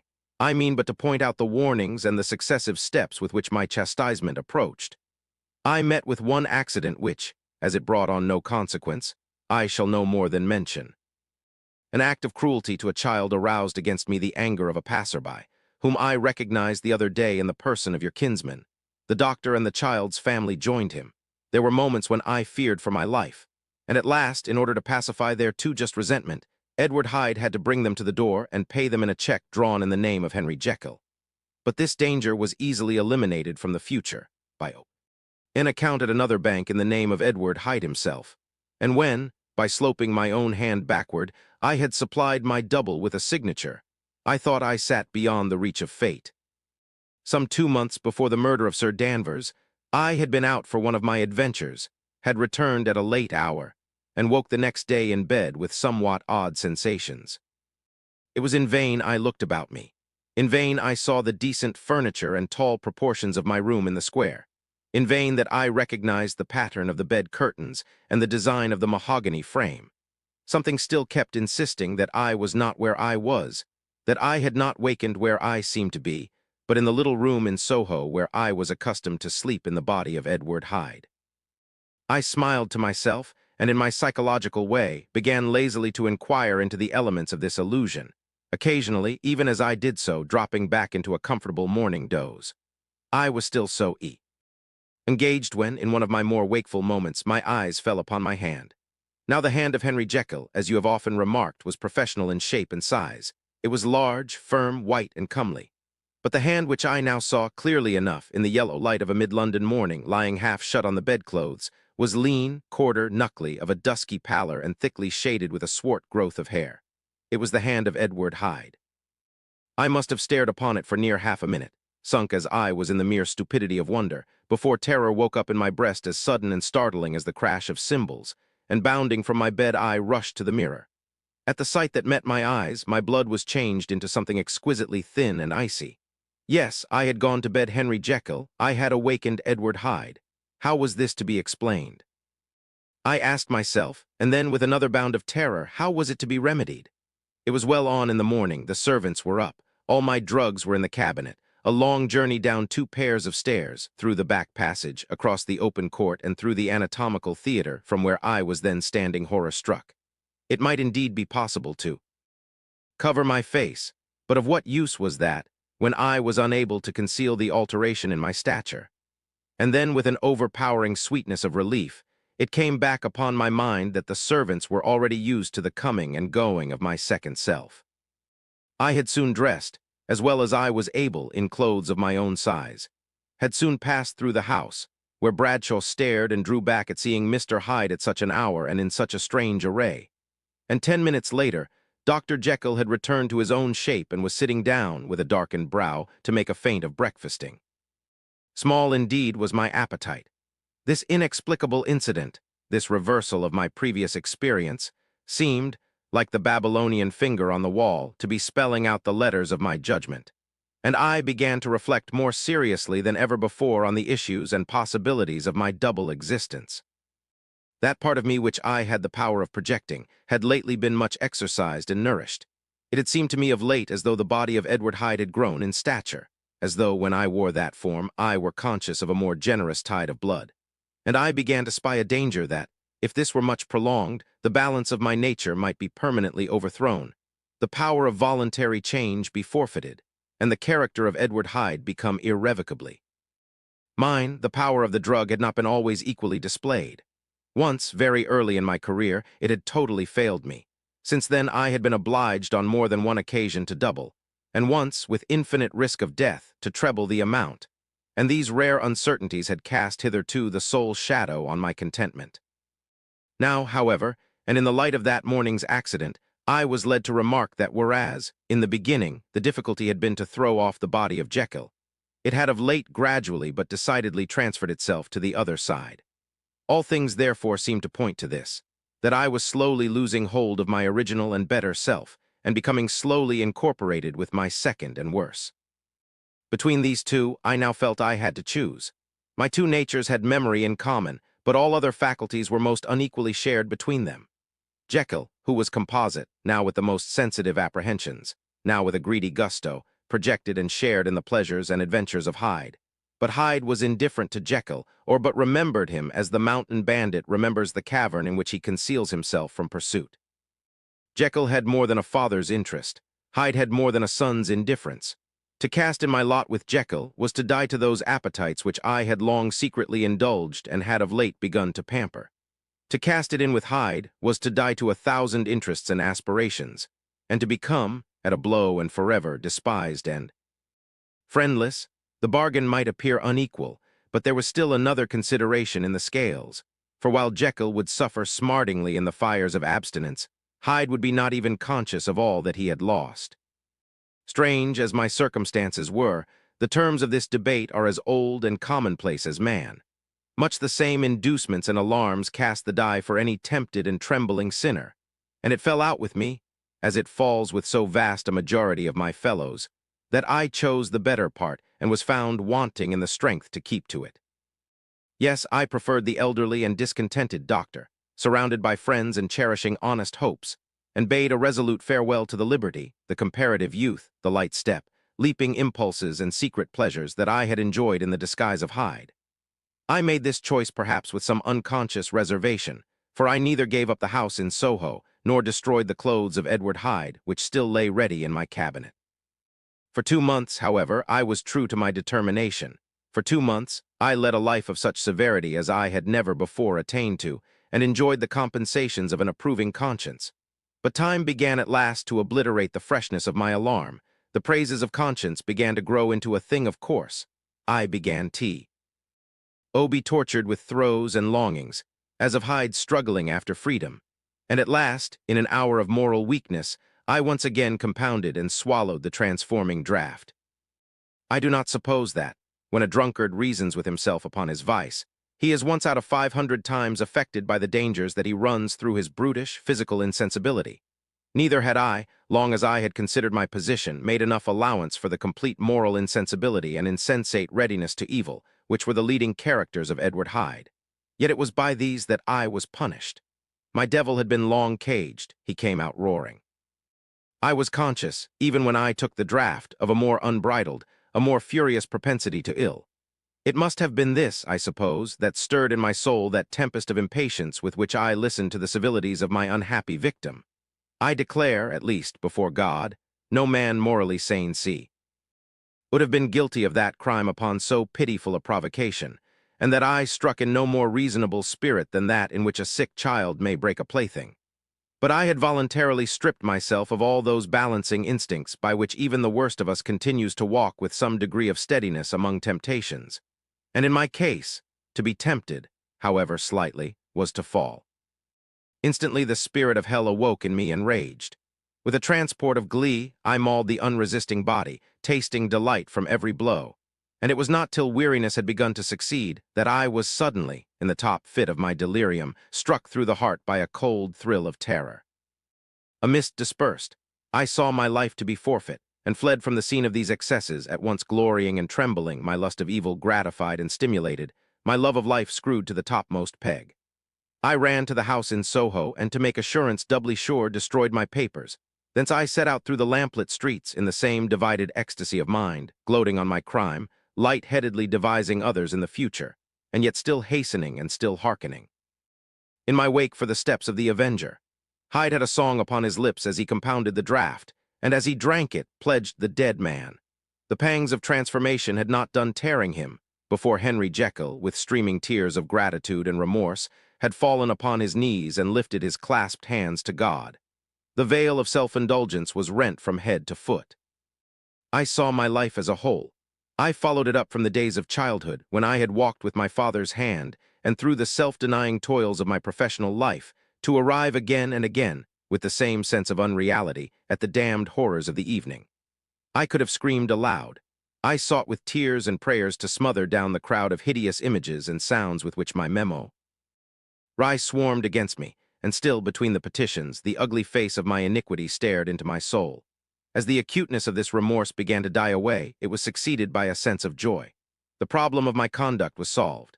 Hyde was thenceforth impossible. Whether I would or not, I was now confined to the better part of my existence, and oh, how I rejoiced to think of it! With what willing humility I embraced anew the restrictions of natural life. With what sincere renunciation I locked the door by which I had so often gone and come, and ground the key under my heel. The next day came the news that the murder had been overlooked, that the guilt of Hyde was patent to the world, and that the victim was a man high in public estimation. It was not only a crime, it had been a tragic folly. I think I was glad to know it. I think I was glad to have my better impulses thus buttressed and guarded by the terrors of the scaffold. Jekyll was now my city of refuge. Let but Hyde peep out an instant, and the hands of all men would be raised to take and slay him. I resolved in my future conduct to redeem the past, and I can say with honesty that my resolve was fruitful of some good. You know yourself how earnestly, in the last months of the last year, I labored to relieve suffering. You know that much was done for others, and that the days passed quietly, almost happily for myself. Nor can I truly say that I wearied of this beneficent and innocent life. I think instead that I daily enjoyed it more completely, but I was still cursed with my duality of purpose. And as the first edge of my penitence wore off, the lower side of me, so long indulged, so recently chained down, began to growl for license. Not that I dreamed of resuscitating Hyde. The bare idea of that would startle me to frenzy. No, it was in my own person that I was once more emptied to trifle with my conscience. And it was as an ordinary secret sinner that I at last fell before the assaults of temptation. There comes an end to all things, the most capacious measure is filled at last, and this brief condescension to my evil finally destroyed the balance of my soul. And yet I was not alarmed. The fall seemed natural, like a return to the old days before I had made my discovery. It was a fine, clear January day, wet underfoot where the frost had melted, but cloudless overhead, and the Regent's Park was full of winter chirrupings and sweet with spring odors. I sat in the sun on a bench, the animal within me licking the chops of memory, the spiritual side a little drowsed, promising subsequent penitence but not yet moved to begin. After all, I reflected, I was like my neighbors, and then I smiled, comparing myself with other men, comparing my active goodwill with the lazy cruelty. Why of their neglect? And at the very moment of that vainglorious thought, a qualm came over me, a horrid nausea and the most deadly shuddering. These passed away and left me faint, and then as in its turn faintness subsided, I began to be aware of a change in the temper of my thoughts, a greater boldness, a contempt of danger, a solution of the bonds of obligation. I looked down, my clothes hung formlessly on my shrunken limbs, the hand that lay on my knee was corded and hairy. I was once more Edward Hyde. A moment before I had been safe of all men's respect, wealthy, beloved, the cloth laying for me in the dining room at home. And now I was the common quarry of mankind, hunted, houseless, a known murderer, thrall to the gallows. My reason wavered, but it did not fail me utterly. I have more than once observed that in my second character my faculties seemed sharpened to a point and my spirits more tensely elastic. Thus it came about that, where Jekyll perhaps might have succumbed, Hyde rose to the importance of the moment. My drugs were in one of the presses of my cabinet. How was I to reach them? That was the problem that, crushing my temples in my hands, I set myself to solve. The laboratory door I had closed. If I sought to enter by the house, my own servants would consign me to the gallows. I saw I must employ another hand and thought of Lanyon. How was he to be reached? How persuaded? Supposing that I escaped capture in the streets, how was I to make my way into his presence? And how should I, an unknown and displeasing visitor, prevail on the famous physician to rifle the study of his colleague, Dr. Jekyll? Then I remembered that of my original character. One part remained to me. I could write my own hand, and once I had conceived that kindling spark, the way that I must follow became lighted up from end to end. Thereupon, I arranged my clothes as best I could, and summoning a passing hansom, drove to an hotel in Portland Street, the name of which I chanced to remember. At my appearance, which was indeed comical enough, however tragic a fate these garments covered, the driver could not conceal his mirth. I gnashed my teeth upon him with a gust of devilish fury, and the smile withered from his face, happily for him, yet more happily for myself, for in another instant I had certainly dragged him from his perch. At the inn, as I entered, I looked about me with so black a countenance as made the attendants tremble. Not a look did they exchange in my presence, but obsequiously took my orders, led me to a private room, and brought me wherewithal to write. Hyde, in danger of his life, was a creator. He knew to me, shaken with inordinate anger, strung to the pitch of murder, lusting to inflict pain. Yet the creature was astute, mastered his fury with a great effort of the will, composed his two important letters, one to Lanyon and one to Poole, and that he might receive actual evidence of their being posted, sent them out with directions that they should be registered. Thenceforward, he sat all day over the fire in the private room, gnawing his nails. There he dined, sitting alone with his fears, the waiter visibly quailing before his eye. And thence, when the night was fully come, he set forth in the corner of a closed cab and was driven to and fro about the streets of the city. I cannot say, that child of hell had nothing human, nothing lived in him but fear and hatred, and when at last, thinking the driver had begun to grow suspicious, he discharged the cab and ventured on foot, attired in his misfitting clothes, an object marked out for observation into the midst of the nocturnal passengers, these two base passions raged within him like a tempest. He walked fast, hunted by his fears, chattering to himself, skulking through the less frequented thoroughfares, counting the minutes that still divided him from midnight. Once a woman spoke to him, offering, I think, a box of lights. He smote her in the face, and she fled. When I came to myself at Lannion's, the horror of my old friend perhaps affected me somewhat. I do not know. It was at least but a drop in the sea to the abhorrence with which I looked back upon these hours. A change had come over me. It was no longer the fear of the gallows. It was the horror of being Hyde that racked me. I received Lannion's condemnation partly in a dream. It was partly in a dream that I came home to my own house and got into bed. I slept after the prostration of the day, with a stringent and profound slumber which not even the nightmares that wrung me could avail to break. I awoke in the morning shaken, weakened, but refreshed. I still hated and feared the thought of the brute that slept within me, and I had not of course forgotten the appalling dangers of the day but I was once more at home, in my own house and close to my drugs, and gratitude for my escape shone so strong in my soul that it almost rivaled the brightness of hope. I was stepping leisurely across the court after breakfast, drinking the chill of the air with pleasure, when I was seized again with those indescribable sensations that heralded the change, and I had but the time to gain the shelter of my cabinet before I was once again raging and freezing with the passions of Hyde. It took on this occasion a double dose to recall me to myself, and alas! 6 hours after, as I sat looking sadly in the fire, the pangs returned, and the drug had to be re-administered. In short, from that day forth it seemed only by a great effort as of gymnastics, and only under the immediate stimulation of the drug, that I was able to wear the countenance of Jekyll. At all hours of the day and night, I would be taken with the premonitory shudder, above all, if I slept or even dozed for a moment in my chair. It was always as Hyde that I awakened. Under the strain of this continually impending doom and by the sleeplessness to which I now condemned myself, even beyond what I had thought possible to man, I became, in my own person, a creature eaten up and emptied by fever, languidly weak both in body and mind, and solely occupied by one thought, the horror of my other self. But when I slept, or when the virtue of the medicine wore off, I would leap almost without transition, for the pangs of transformation grew daily less marked, into the possession of a fancy brimming with images of terror, a soul boiling with causeless hatreds, and a body that seemed not strong enough to contain the raging energies of life. The powers of Hyde seem to have grown with the sickliness of Jekyll, and certainly the hate that now divided them was equal on each side. With Jekyll, it was a thing of vital instinct. He had now seen the full deformity of that creature that shared with him some of the phenomena of consciousness and was co-heir with him to death. And beyond these links of community, which in themselves made the most poignant part of his distress, he thought of Hyde, for all his energy of life, as of something not only hellish but inorganic. This was the shocking thing, that the slime of the pit seemed to utter cries and voices, that the amorphous dust gesticulated and sinned, that what was dead and had no shape should usurp the offices of life.